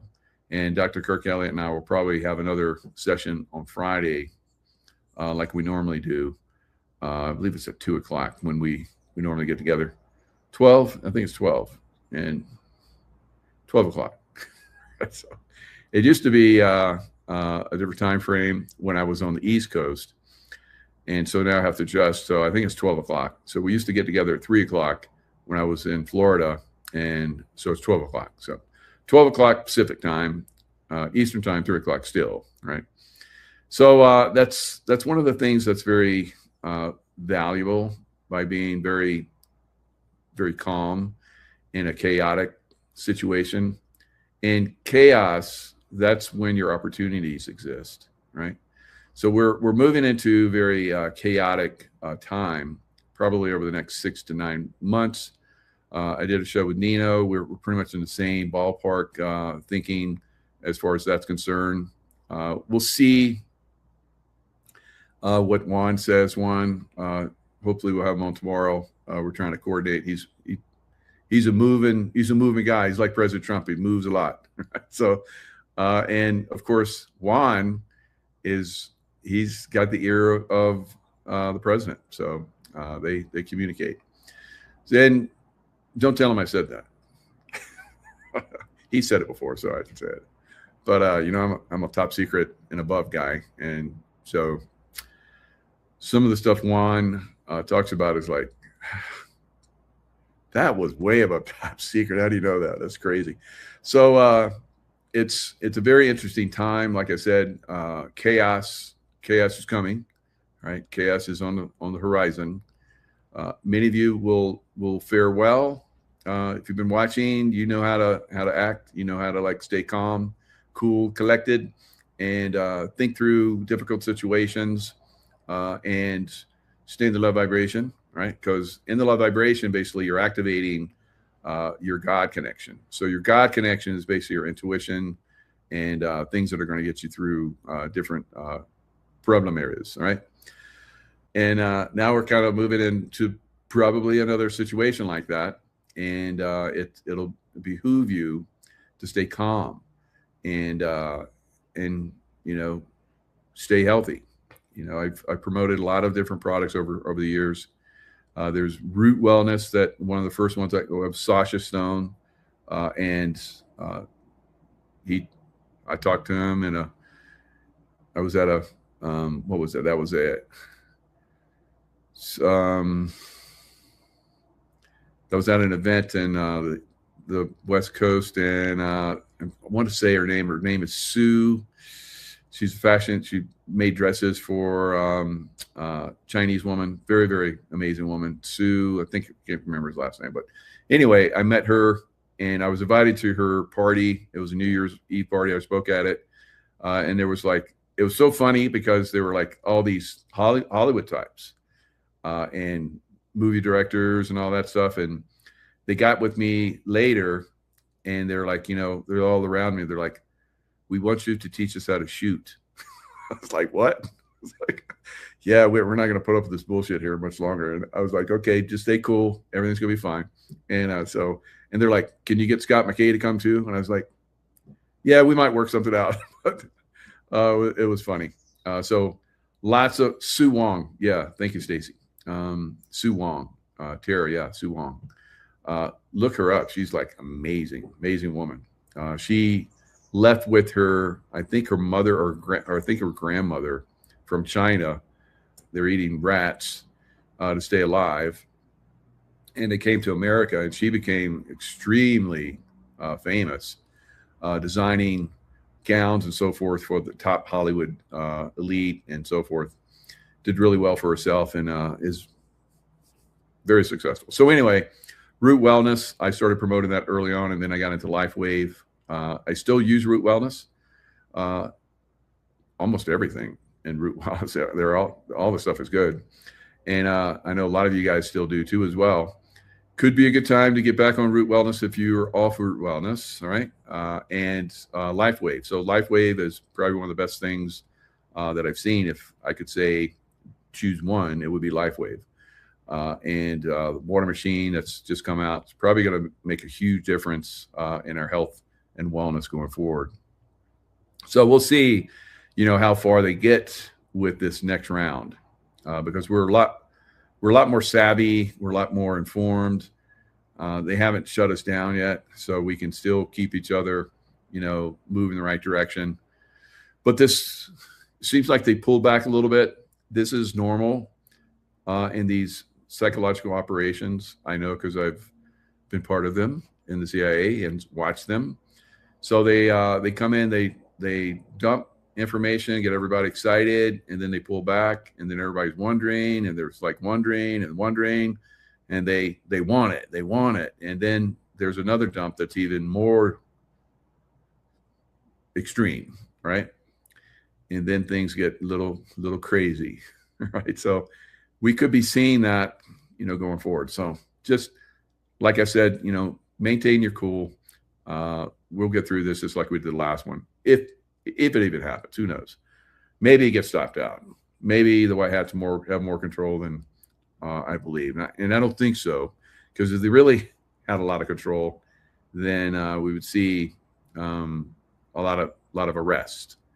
Because a lot of those people that did, they should have been arrested, tried, and they should be gone. A lot of them. Now the numbers are so fantastic. Maybe I don't know. I'm a guy that basically likes to set up ambushes. Right? This is special forces guy. I like to set up ambush. That's what we did. We would set up ambush, hit the enemy from behind the lines, and all kind of crazy stuff. I think we're kind of seeing some of that right now. We could have destroyed Iran in like a week or two, but we didn't. And there's some kind of strategy that's going on there. So just think bigger picture. Everything that's happening in the Trump administration right now is to destroy the deep state, right? So when you see something happening and it doesn't quite make sense, or you think this should have happened and I think that should have happened, and neither one of us gets satisfied, we get all grumbly, and then something happens that makes sense. It's like, I see why they didn't do that then, So I don't know. We're going to see probably a lot of this stuff, going forward. People getting taken down. That is absolutely going to happen, right? I think a lot of these people have already met their maker, and or in some kind of facility where they're going to be there for a long time, if not for the rest of their lives. So we will see that get revealed at some point, but at this point, that is not the case. So why is President Trump in China? What's going on there? So again, thinking deep state, he would go there to basically try and set some stuff up that basically bypasses the deep state. Because like Juan has said, China is basically a puppet of the British Empire, right? The City of London. And I think that if we're going to take them down, we have to take away the money. So that could be what Trump is doing. So let's kind of look at what's going on with that. And I think we're going to get a bigger picture. Why did President Trump go there right now when we're almost ready to kick the Iran war off again? So here he is, coming off Air Force One, and he's got quite the entourage. And we're going to talk a little bit about that. But here he comes down the ramp, and they're going to come forward.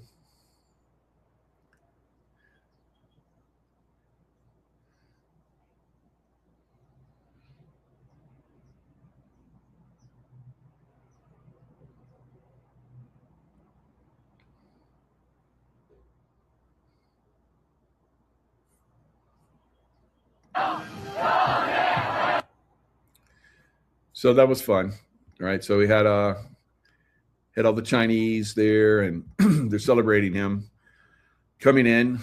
And so what's he doing there? He's got, like I said, he's got quite the entourage. Pete Hegseth, Secretary of War, right? And we're about to go to war with Iran, and we don't want to go to war with China.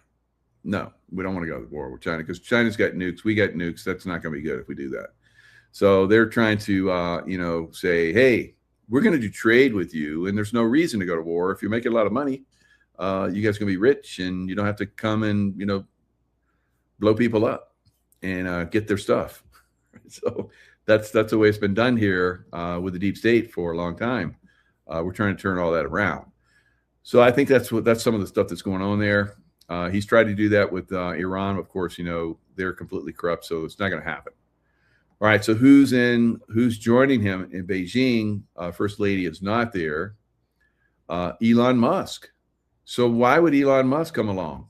I wonder if what does he call his little boy X? Boy X. I wonder if he showed up. Probably not, because he'd be running around doing crazy stuff. But that was fun watching X run around, or whatever his name is, whatever they call him. Maybe they just call him X in front of everybody, and they have another nice name for him in the background. Who knows? But you're seeing Jensen Huang, who is that is huge. That's what's that one? Should say it in here. I can't remember the name of it, but it's one of those big tech companies that is doing the AI stuff. So evidently they're coming in and trying to work some AI stuff, and I think that's going to be very interesting. Rubio is there, like I said. Even after China changes, this is how they got him in there. After China changed his name's transliteration, so he's under sanctions from China, but they changed his name a little bit, so it's okay. Right? So Rubio, a Cuban American who vociferously opposes communism, was the key, and of course in Cuba as well. So I guess the Cubans want him to be their next president. So they did a vote, and they're like, okay, you can be our next president.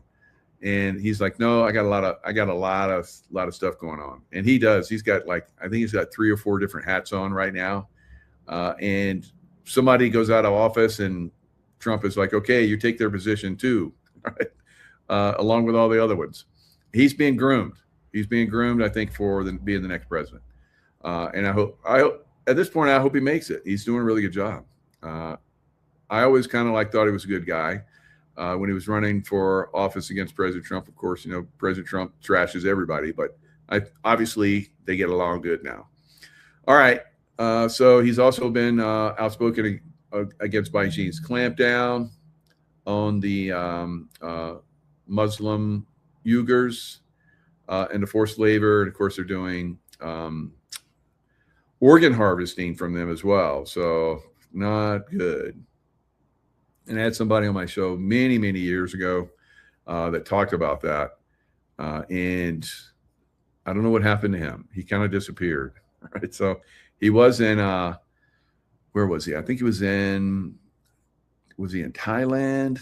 No, he's in Vietnam, of all places. So he's in Vietnam, and he was working with the UN to promo, trying to stop the Chinese from, enslaving the Uyghurs and organ harvesting them. And so he came on my show. He was talking about it. He was big time, but he completely disappeared. Haven't heard from or seen anything about him for several years now. So maybe they took him out. I don't know. I have to do a little research and see if he's still out there somewhere. If he is, I'll bring him back, and we'll see what he's up to these days. China had already appeared to find a diplomatic workaround after Trump named Rubio his Secretary of State.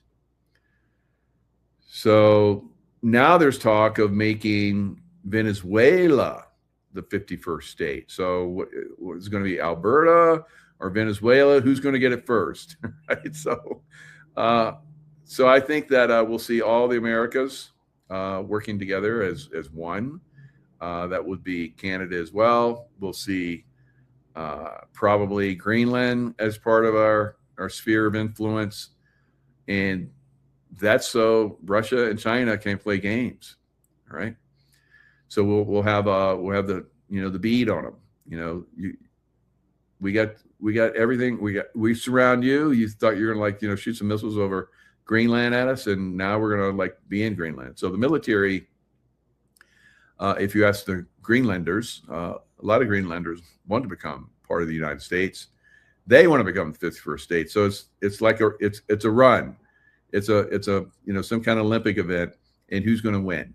It's going to be Greenland. It's going to be Alberta. It's going to be Venezuela. It's going to be Cuba. All right. So it's on. It's very exciting. I think all of them at some point will be part of the United States. And that doesn't mean they're, necessarily a state, but we'll have some kind of, not necessarily jurisdiction, but trade agreements, kind of like what they're probably trying to do with China right now, and just make everything like, look, we can just trade. You can be rich. We can be rich. Our people can be happy, and we don't have to blow each other up. And we can do away with all these nuclear missiles. How about that? And so that's kind of probably the way they're trying to work it. And yeah, we took out your little Muppet in Iran, so you don't have that anymore. And you're not going to trade. And you're not going to control the, the oil moving through one of the most strategic areas of the world. It's not going to happen. So let's just do trade. How about it? Now, I went to Hong Kong long ago as a Navy SEAL, and it was fantastic. Wow, what a shopping! It's if you like to shop, and I'm not much on shopping, but I really like shopping in Hong Kong. You can buy everything. It was amazing and for cheap. I got so much stuff in Hong Kong. So, of course, the Brits gave it back, or did they? And the Brits, of course, still control China, but I don't think for long. If we do get some kind of trade agreement, here it is, Jensen Huang, CEO of NVIDIA. So that's what I was thinking of. So NVIDIA, super tech company, AI, booming right now. Why would they take that guy to China? So they're trying to work some deals. Of course, Trump, art of the deal, or whoever that is that's posing as Trump. If I was Trump, I wouldn't go there. That might double go there. Might seize me, or who knows what could happen. So lots of his jets have had issues, and they've had to turn around and land real quick. He's had all these people trying to assassinate him. I'm pretty sure they got stopped out before they get close to doing that, but it's still out there. So is he really jumping on a plane and going to China? I don't know. Maybe. I doubt it, but maybe. So they also have Qualcomm CEO Cristiano Amon, U.S. multinational investment company BlackRock CEO Larry Fink. Wow. Cisco Systems CEO Chuck Robbins. Meta is like a super company now. I think their stock is worth $10 billion a share. It's some close to that, but no, it's not quite that much. But it is I remember seeing it when it was a couple hundred, 150, whatever it was. I think I saw it today. It was $7.99 or something crazy. I could be mistaken. It could be another one I was looking at, but it's definitely a lot higher than it was.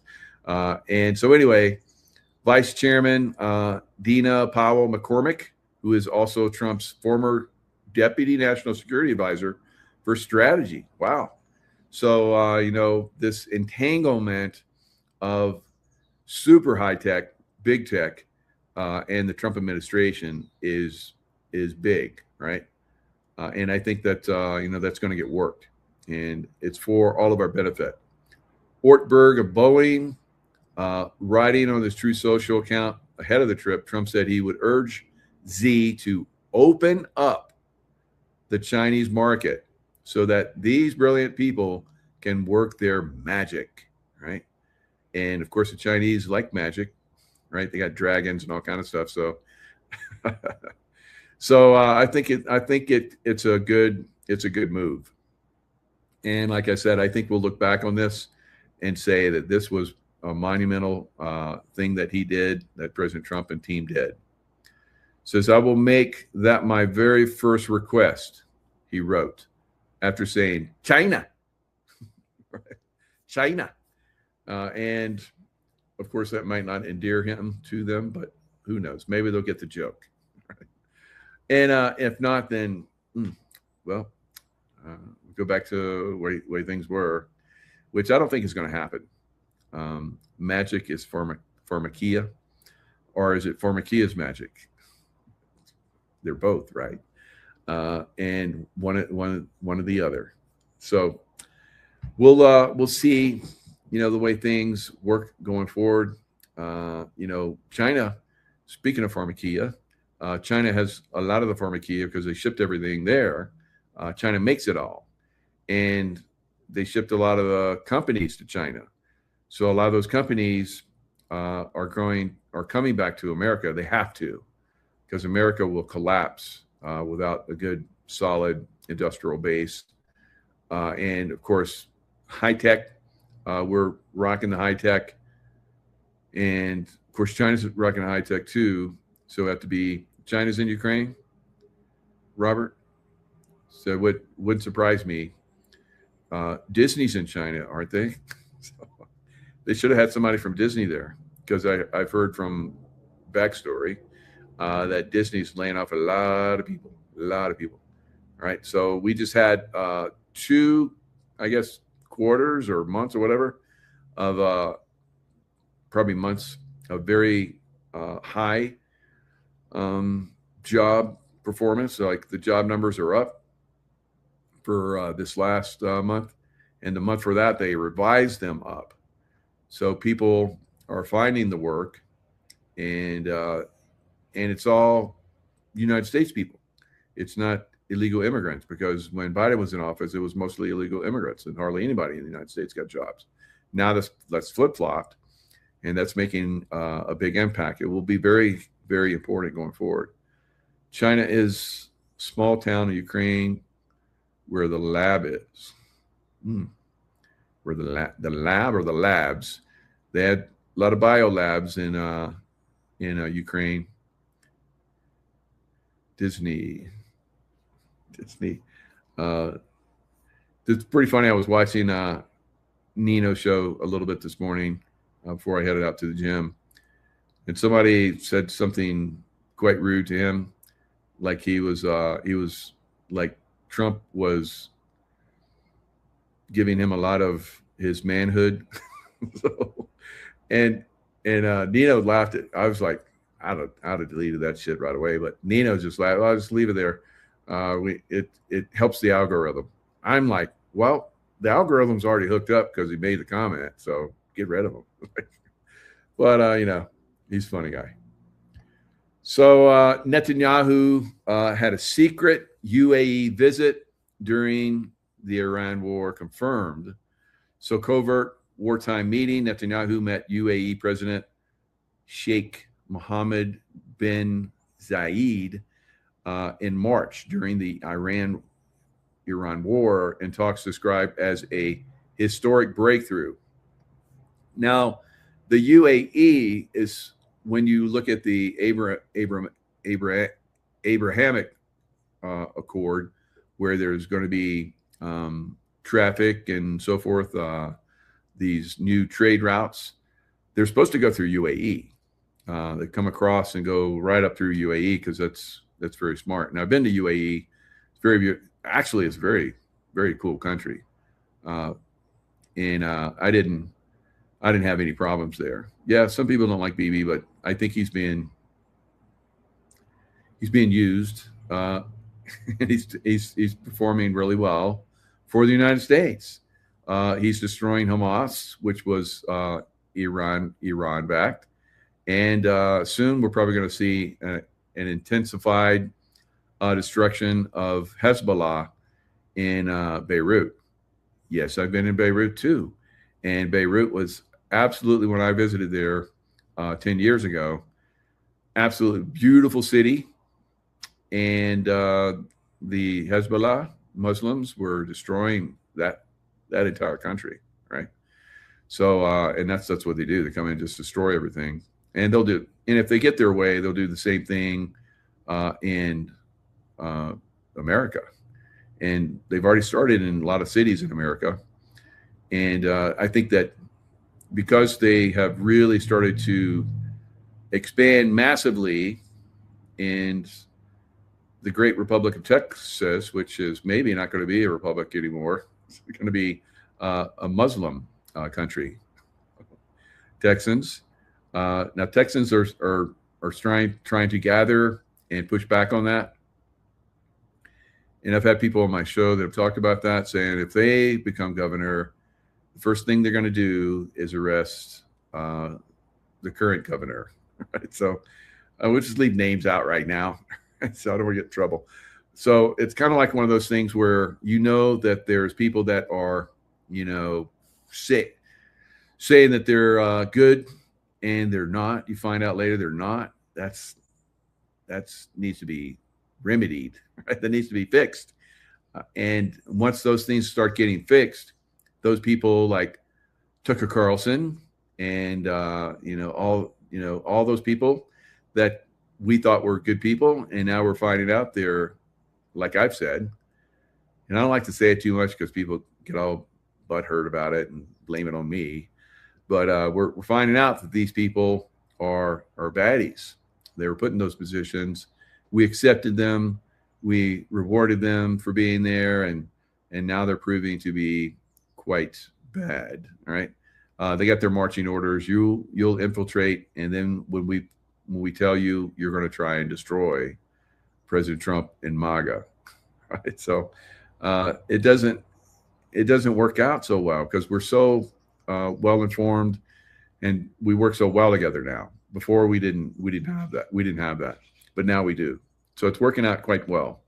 So Tucker is probably going to go into, I don't know, no one's going to watch him anymore, right? So and some of these other influencers out there that are like really, saying bad things. If you look at some of the things that Tucker's been saying, he'll say something, and then he'll go on somebody else's show, and they'll ask him about it. He's like, I never said that. And then you see where after he says that, they'll pull it up, and it's like he's actually totally said that. And so we have Tucker on a lot of that stuff. So Tucker is a bad boy, and he's going to go bye-bye, right? And how does he go bye-bye? We don't support him anymore. We don't listen to him or watch him or, talk about him, other than to say that we're not going to talk about him anymore. So he just disappears. And that's the way a lot of those influencers are going away now. Alex Jones and, so many others. I think that, not so many, but a few others that have been talking smack, and they're going to go away. Now, I think a lot of people still believe that, Israel is like yanking our chain. That is not happening. It's not happening. But, some people have jumped into the belief of that. So, yeah, Derek Johnson said the same thing. Yeah, he's a bad boy. He goes bye-bye. Absolutely. And that can't happen soon enough now. And the longer Candace Owens also wants the money. Yes, you're right. So all these people basically they're in it for the money, and that's pretty much what we're finding out. That they came in, they got their chains yanked, and Megyn Kelly is another one. Megyn Kelly. Megyn Kelly was on Fox, and remember when they did the debate, and Megyn Kelly just really came after Trump. Trump came after her after that, right? So she was, I guess, asked to leave Fox.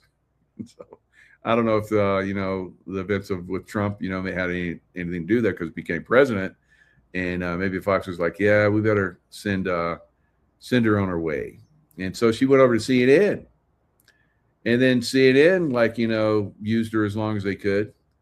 And Megyn left CNN. And now she's flipped. So I think once she's basically, ostracized by us and no one watches her anymore and her show goes bye-bye, just like she's been doing for all these other companies, she's probably going to be walking the streets of LA.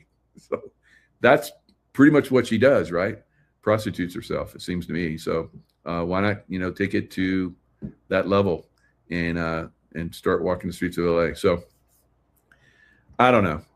Maybe not. Maybe not. Maybe somebody else will give her a shot. I don't know. Who else is out there that would like give her a shot now, right? Who would listen to her now? All the deep state people. It's like they're like, yay, Megan. No, we put you in power. We told you to talk bullshit, and so we don't need to listen to your bullshit. So we're not gonna pay you anymore. We got you to where you were, and then we told you what to say, and it didn't work out. So it's your fault. So we're gonna pull the plug on you, and you're gonna go bye-bye. Right? So we'll see. I don't know. Maybe they stay around. They continue their bullshit, but I don't think so. So we're seeing a lot of this stuff is getting, and I think it's a better way to do it. Instead of having somebody go to prison for the rest of their lives, we just ostracize them. They don't make any more money. They start walking the streets, making their money that way. It just seems a better way. Seems a better way. Tucker defends the planes and the 9/11 disaster, defends them, supports them. So people don't believe the planes hit the planes hit the.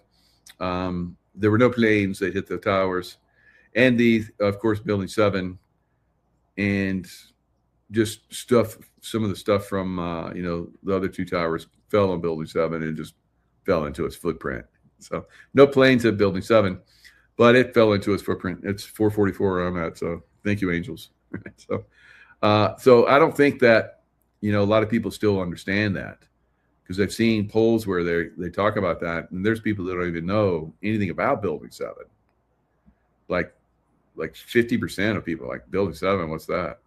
It's like, wow. But that's kind of the way it is. Most people just aren't informed. Like the people that are watching this right now, it's a small number, and probably a lot of you are like, well, everybody watches news, don't they? No, it's like the people that watch news is like 1% of the population. It's like really, really, really low, right? So can we make a difference because we're awake? So we're like 1% of the 1%? No, I don't think so. Maybe a little bit, but people are going to have to wake up on their own in their own way. And I think a lot of people have to a great extent. So the NPCs and all that kind of stuff, they go bye-bye, and holograms out there, they just are going to start to flicker out because the vibrational frequency that we're moving into just doesn't support that anymore. So that's one of the things that I'm starting to see. I just don't see as many people. How about you guys? Put in the chat. It seems like there's a lot less people around than it used to be. People still aren't aware of that as being a problem, but I follow a lot of that like crazy. It's not put out there, but some people follow that and put that out. So we saw on a massive scale the football fields, sports fields. Is that still happening? From what I'm seeing, and I follow this stuff, it's still happening. They just aren't making it public anymore. So it is what it is. All right. So, man, there's a lot of chat in here. Texas has made some progress. Okay, good. And we just lost 3 people in 5 months from the poison shot. Oh, wow, Georgia girl. Sorry.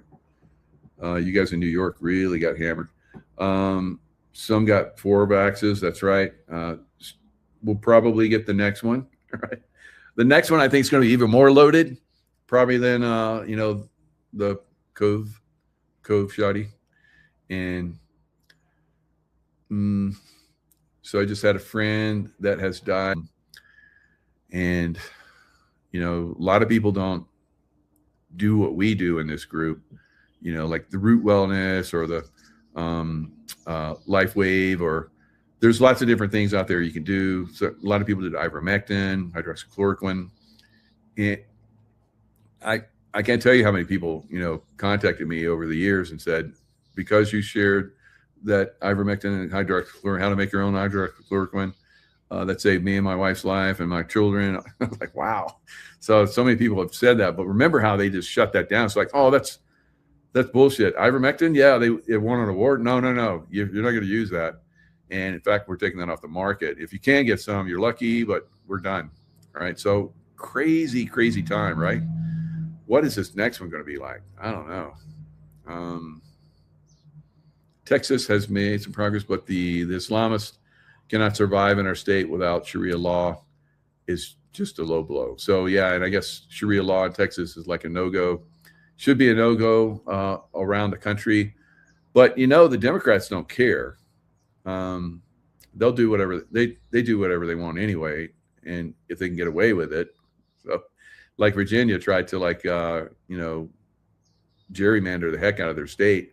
And their own Supreme Court said, no, that's not going to work. So they want to do away with the Supreme Court.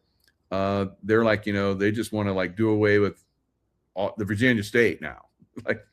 It's sounds like Civil War times. Yeah.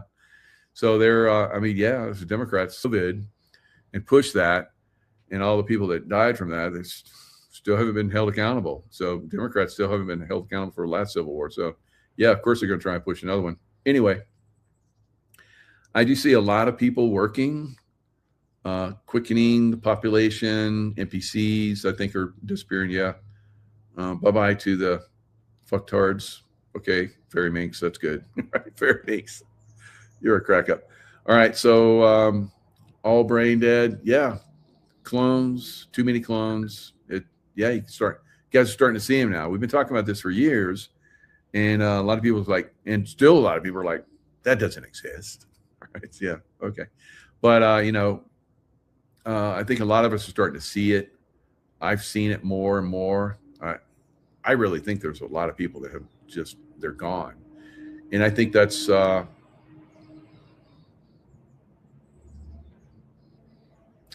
that's interesting. Sevquentine. Right.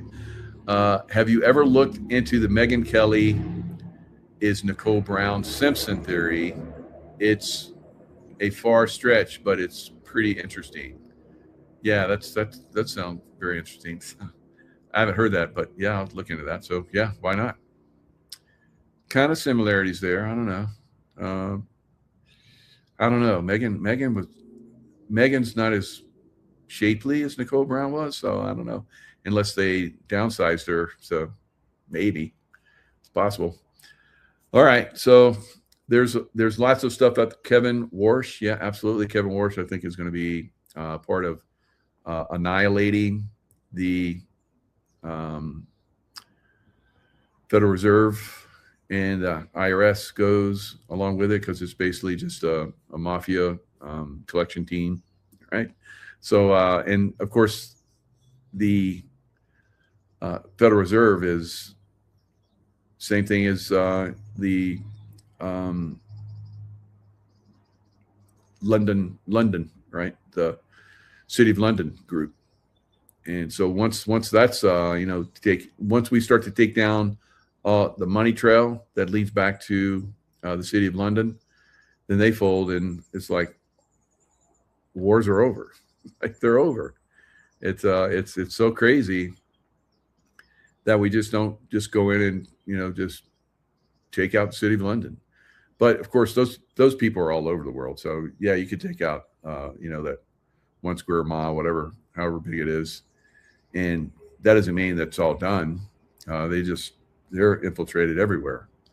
So, and that's by design, I believe. IRS's history, yep. Art on the Lake, absolutely.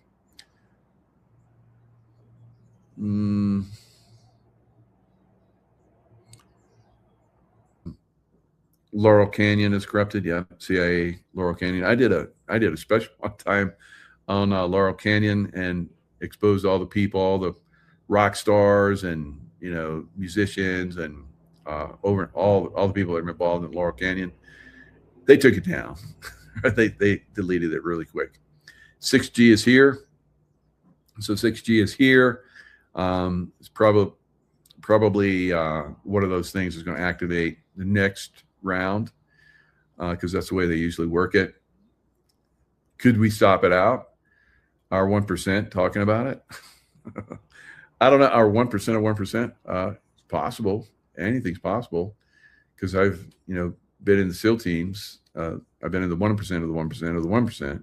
Because I was a SEAL at SEAL Team 6, which is like just 1% go there of the 1% of the Special Forces guys in the Navy. And then while I was there, I started becoming a remote viewer and all that kind of great stuff. So it's possible. It's possible that our 1% could make an impact, because we absolutely made an incredible impact. And I made an incredible impact. If you listen to my story, read my book, The Intuitive Warrior, that I was making an incredible impact through consciousness. So consciousness can have a massive impact. Now, consciousness, as it runs around in your brain, and you're creating a vibratory field with your consciousness, your thoughts, and you can actually create, like I've shown in many different events that I've been to. Just your thoughts can affect your environment, can affect other people, and I've talked about that in my book, and I've talked about it on these shows, and I've shown people physically how I can have an effect on your physicality through my consciousness, right? On yours, not necessarily your consciousness, but your body, right? Your energy fields. So I create an energy field with my thought, and I send it to you, and you're affected. But you can block it. I teach you how to block it, and you can block it. And then I know how you're blocking it, and then I go around that block, and I do it anyway. So it's like back and forth. And then I teach you how to block the block, and it's just you start to get aware of an energy encroachment, and you block it. So it's just something, or stop wars, like I talk about, and or affect somebody's consciousness that's very evil, and then they go away. So all these things are possible. So yeah, we could stop this thing, but there's a lot of things that are coming at us, and I think it's going to get a little bit of attraction, a little bit of traction coming in, and somehow, some way, as I'm looking at it, it's going to get stopped out, but not before some people that are looking for a way out of this field of energy, right? NPCs and all kind of crazy people that just are tired of fighting. There's a lot of people out there that are tired of fighting, and I saw that when I was in combat too. Some people get tired of fighting, they start getting negative thoughts, and then they're gone, blown up, shot, whatever, gone, right? So some people are like that. Some people will just get tired, they get some negative thoughts, they get some negative talk, negative, and then they're gone, right? Something will take them out. So that one thing could be this next pandemic, right? So we may see a lot of people go bye-bye. Hopefully not, but like many in the chat have been saying, yeah, never quit. That's right. But I don't want the bad influencers, right? And those others to never quit. I want them to like either stop and join us or go bye-bye, right? And however that happens. So we create a vibratory field where they can no longer exist in it, guys. And that's just the way it is. And that's where we're moving. And that's the golden age. So all of the people that, are problem people, can't exist in that type of vibration. And then there's a lot of the negative people that are trying to stop us from going there because they use us. They've been using us. They've been looping us into, lifetime after lifetime of being stuck in, their control system. So they're about to lose that. They've already lost it in my mind. Don't go away, Matt. Just go away. That's right, Tara Jones. So, we're moving into that consciousness field where, they don't give a F, and we need to get to that point too. It's like, you don't give an F? Okay. So we don't give an F either. And then they just like, ooh, they disappear. It won't be that simple, but it'll be close. Right? So I see people in the chat, and there's probably some people that have, left angrily because they're saying, because you're speaking this, you're creating this. It's like, no, it's like when I was a leader in the SEAL teams. I told people, my compadres or in the CIA, whatever, I briefed them on potential problems. And for most of us, we would say, that's not going to be a problem. And it never was. But because we briefed it as a potential, like I've said many times, I've never, ever in my whole career been in a brief that went exactly as it was briefed. As far as like a mission planning brief, we're going to do this, and then we're going to do this, and we're going to do this. Never happens. All right. But we briefed everything to the point where it doesn't matter. It doesn't have to go exactly that way because we're so flexible and we're so well trained. So hopefully many of you are like that now. You've had a lot of training over the last 5 years, and you've learned how to focus your consciousness. Otherwise you wouldn't be here, right? If you haven't learned how to focus your consciousness on the positive, you would have been gone long ago, right? And we've seen a lot of those people, unfortunately, they have gone. And I, in my family, I've had, people that have gone. It's sad, but it is, our right to come in and do certain things that we plan to do, and once they've been accomplished, to leave. Right? We have free will that way, and you can choose when and where you go bye-bye. All right. So now some people don't get that choice because they're so bad. We have to help them go bye-bye. Right? So because they'll continue to make some of us that are really good people go bye-bye, and that's not fair. So eventually we get to the point where that doesn't happen anymore.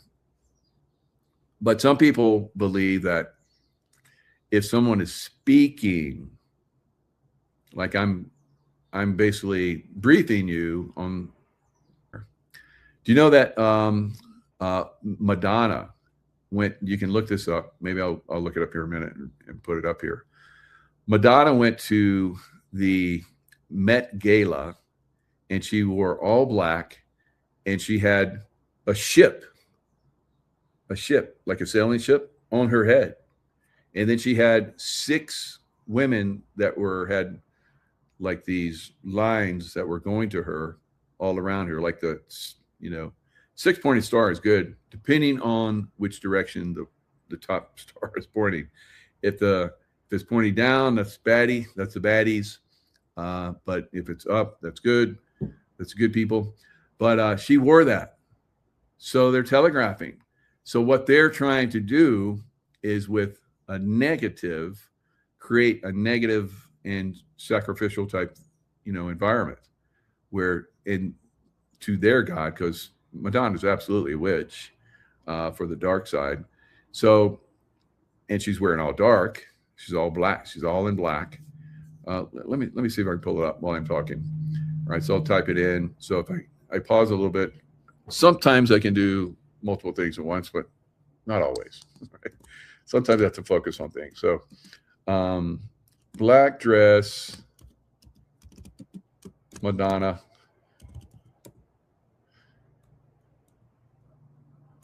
Wore at Met Gala.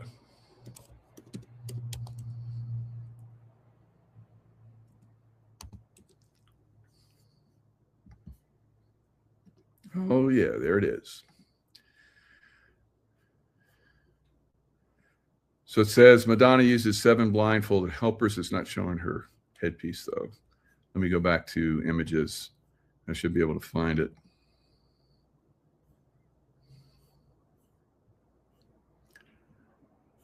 So there's another one where she was wearing a crown. So I'm going to have to put it in there.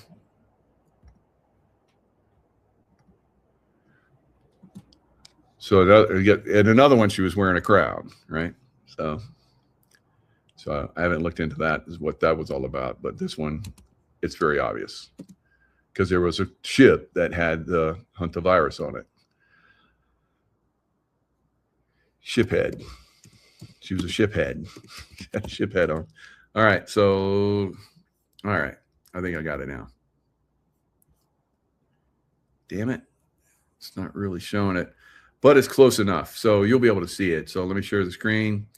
You can go look and get more detail if you want, but here it is. Here's the Black Witch herself in her black dress. All right, so there's the ship, sailing ship on her head. And I guess she had like 6, and they're all blindfolded. So she's the pointy end of the star, which is there's no star there, all right, or no point there. So that's the dark side. All right, so they're, ritual loving witches. Yeah. So this is a ritual that they're doing in front of us with this ship and the hantavirus, right? So this is part of what they do. So they're trying to, like I was telling you guys that I do and you do, because you're all positive people, you project very good things into the environment, and then they create fear. And if they have you that are normally very positive, very loving, very giving, they get fear in you, and then they control you with that fear, and then you're not useful to the good side anymore. You're useful to the dark side. Now, some people think that if I speak something, I create it. No. All right, that can happen. I'm not the God level yet, where and God said, "Let there be water," and there was water. So, not quite there yet. But some people believe that me briefing you on these events and what I see coming, I'm bringing into existence. That's ridiculous. Let's say I'm with that person and we're driving in a car and I have my seatbelt on and they have their seatbelt on. It doesn't matter whether they do or not, but we're driving down the road and I see out the corner of my eye, because I'm wide angle vision guy always, I see out the corner of my eye a car coming at high speed that's going to impact her and probably kill her. And so I'm not going to say anything, because she believes that if I say something, if I bring it to her awareness, this car is about to hit her, and maybe she could stop, and she gets hit, it's my fault because I spoke it into existence. See how stupid that is? But that's pretty much the way some of these people think. It's part of the deep state, it's part of the dark witches and so forth that have gone into a lot of these new age cults and groups and have implemented that wrong think, right? So and I don't knock that, because I used to be in a lot of that new age stuff, but I eventually was able to see through it. So I try and help people, get to the point where they can create on a very positive level, right? So there's no witchcraft involved, and I'm not a warlock, but I can make things happen, and I have made things happen, but I'm a good guy making things happen, and they're bad people making things happen. So if we understand their technique and how this works, then we can stop it out. That's why I'm talking about it, right? And how that was a psyop, manipulation, and whatever you do, I said very early on before it came out, right? But 70% of Americans did. And I think even higher numbers around the world. So maybe we had some influence. I don't know. I saved a few lives. So that's always good. All right. Beautiful sunset here outside New Orleans. Cool, breezy, nice. Love New Orleans. Beautiful, beautiful city. And Democrat run. It's gotten pretty sleazy and pretty nasty over the years, but all these cities can be turned around, guys, very quickly, very easily. And it could return to its greatness that it was in the past. I was there I think about 5 years ago. I was probably about 5 years ago when I was leaving California, the land of lockdowns forever. And I was going to Florida, and I stopped in New Orleans. It was not so good. All right. And I've been there so many times and had great times there, partying all night long, right? As a young man with my bros. So fun city, and great food, unbelievably great food. Love New Orleans cooking. I used to have is that Chef Paul Prudhomme or something? He used to pronounce etouffee, and very, very French accent. And I had his cookbooks, right? I actually cooked some of that stuff. That was pretty good. I could do my own roe, and yeah, I'm a dude. I can cook, right? Yeah, it worked out really good for me. Right? So, all right. But, these days, a lot of these cities, unfortunately, are very, very dark, very decrepit. And that's because of the long-term deep state Democrat influence. So, like I said, that can be turned around so quickly. I'm not concerned. Cajun is marvelous. Absolutely. Cajun food, absolutely amazing. Prudhomme, you remember that? Remember Prudhomme? Lots of laughs. So he was a big boy. Right? But he could cook. And he had his own place there in New Orleans, his own restaurant, and I ate there. I was like driving across country. It was just me. I was going from probably one duty station to another, and I'd always do the low road and go through, make sure I went through New Orleans. And so I went and stopped there, ate at Prudhomme's restaurant. I don't know if it's still there, but that was so good. And they did it European style. So even though I was, by myself, I sat at a table with a bunch of people. It was great. All right. So we're going to see a lot of this stuff get turned around, but the evil ones have to be, removed because as long as they're there, we're not going to have a golden age. We're not going to see Prudhomme's old, I think he passed on. His old haunting grounds, his old place where he hung out and cooked marvelous New Orleans Cajun food. And so I had great times there, but I'm not going back there because it's not so good there. And I remember when I was talking about that when I was there 5 years ago, people were like, "Oh, you should go where the locals go. We don't go there anymore, and you should go one street down." And I was like, "Well, you should have told me that." But I went down there, and there's still some good places to eat there. You can still eat really good, and the bands, and it's just so good there, even though it's shithole. And I don't know, maybe they cleaned it up. I doubt it, but it's that way in San Francisco and LA and Detroit Detroit just doesn't exist anywhere near what it used to be. New York I remember having great times in New York. Eating there is like great. Twin Towers came down in Building 7. People there were like so friendly for the first time in their lives. And then they got mean again, and it got dirty again. So it's too bad. Wilcox Valhalla probably. And so, I mean, again, people have, lots of different opinions about that. I respect everybody's idea about that, and New Orleans and LA and San Francisco.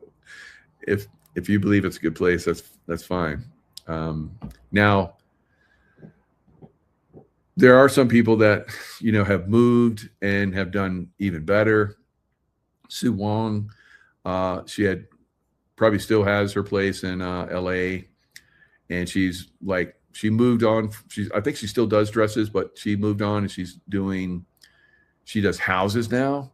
And we saw a couple of her houses. One was in Malibu. Oh my God. Stunning. The woman has a great eye, right? And from China. And she's more American than probably most of us at this point. Loves America. So how many Muslims are like that? They want to have their Sharia law and so forth. It's not so good, right? So I think that the peace deal that we're probably going to be working out with China is going to really work out for us. But in the meantime, we have Democrats that are going to try and steal elections again, and that's not going to work out. Right? No, you will not do that again. And if you do get away with it this time, there's going to be an uprising, right? And this civil war will be very quick, right? It won't be a civil war. It'll just be a little like, it's gonna not go so good for them. And I don't think it's going to get to that point one way or the other. Are they going to use another? Sure looks that way, doesn't it? I think this time, if it gets to the point where things get really, bad, it'll just get postponed. It's like, no, we're not even going to have it. And then they're going to really throw a fit. It's like, we had Madonna with her black, hat ship thing on, and we still lost. It's like, oh, it's so funny. And even in the Economist magazine. So the Economist magazine, I think it was their January issue. I remember looking at it, and they had all this crazy stuff on it. I'm like, what's going on with that? And it was on a ship. It was on a ship. And the ship colors were blue and white. And it looks almost identical to the ship where the hantavirus happened. So these guys planned the stuff out. And they, put all this information. Some of it's for their peeps. So their peeps know, okay, we've been planning, this major biological event for a long time, and now we're getting the signal it's on, right? So they're all moving into their different positions, directions of power. They place people, governors, in positions of power that are going to, promote it, just like, Whitmer did in Michigan, and Newsom did in California. All those people were put in those positions of power, and many others, of course, to, push their agenda. And we're going to see that again. So those people are still there. Kind of like I said, these people weren't held accountable, and they didn't stand trials and, get executed. So they're still going to do it again. So this is an awakening process, I believe, for most of us. I'm awake, and I think most of you are awake, but there's a lot of others that aren't. And so we'll continually share more and more information about this, and help more people wake up. And hopefully we get to the point where, because I know a lot of you are saying, oh, hell no, we're not going to do that again. There's a lot of us who said that last time too. Right? So, and it still happened, right? So just because, a few handfuls of us say no, doesn't mean that's going to happen, because we have a lot of people that are very easily influenced, and they'll go with it. They're going with it, guys. It's done, right? Whether it's real or not, these people are going to go with it. They are. They're already. A lot of people are masking up already. I hear from people that I went to the gym today, and there's like 5 people in the gym masked up. So it's already started. And Sherry, yep, they're witches and bitches. Use a witchcraft shield. You can break through. Then you see who is behind them. Soulless Walking Dead, as usual. Yes.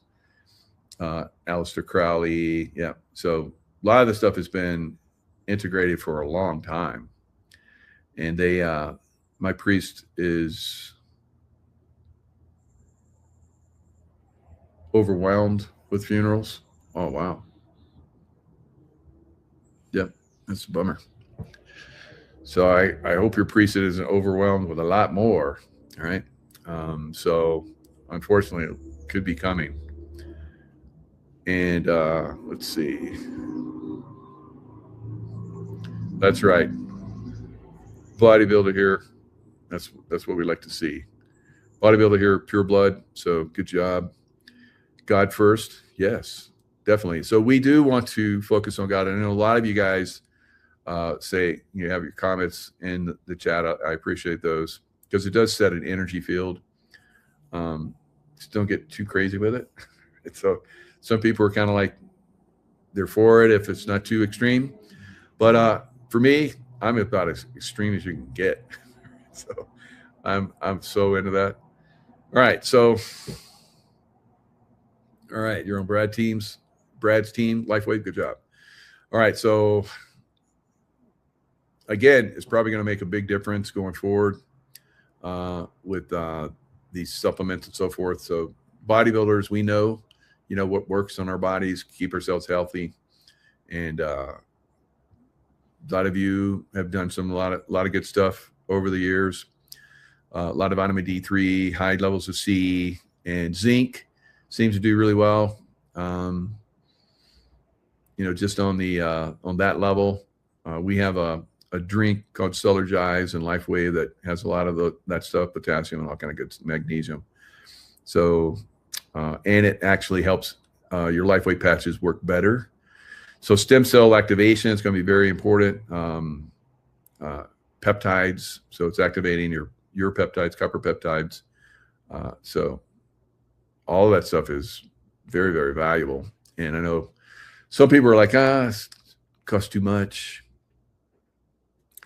It's like, what is it? Like about $3 a day. If that's too much, man, I feel for you.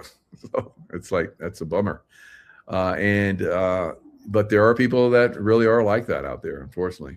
A lot of the seniors, they've been hammered pretty hard. Trump is trying to help out the seniors by, taking away the tax on Social Security. Awesome. But unless you're still producing, you're not getting any more income. And some people, if they start to produce, they start taking away benefits. It's like, you're going to get these benefits because you don't have anything else, and you're barely getting by. And it's like, you don't want to tell them that you're doing something different. So a lot of people are like that. It's like they would like to work a second job to earn a little bit more, to be healthier and maybe have a vacation, Life's a vacation for me, but it is difficult for a lot of people, these days and age. But yep, health is priceless. But if you don't have the money, then health is whatever it is. Right? So I've been there. I still took vitamin packs, but that's about it. The cheapest ones I could find. So we're in a position, I think, now where a lot of people need help. We're trying to help as many people as possible. Stay in the right frame of mind. That alone will help a lot of people. And then, of course, using good products, eating well, exercising, get a walk in. If you're not like a bodybuilder, right, at least do some walking, right? Get out there and get the body moving. So I think that's very important going forward. Talk your buds, your buds, or buds class, or buds, your buddies. So don't forget to turn Michael's channel notifications on. Thanks, Katie. So you don't miss his show. And give the thumbs up. And I like that all of you guys have been chatting. Chat's been blowing up, so that helps the algorithms, because I'm heavily suppressed. And so getting this information out was hard in the last one, where they kept taking me down my program. So they've gotten clever about it. Now they just turn people off, kick people out. Like, oh well, we'll just keep it going. We'll do the best we can. All right, guys. Lots of love. Say it with me. Stay in the love vibration. And things are going to maybe they get a little worse, but if you're in that vibration and you're staying positive and you're staying informed, you're going to do well. Right? Get your silver. And if you can't afford $3 a day, then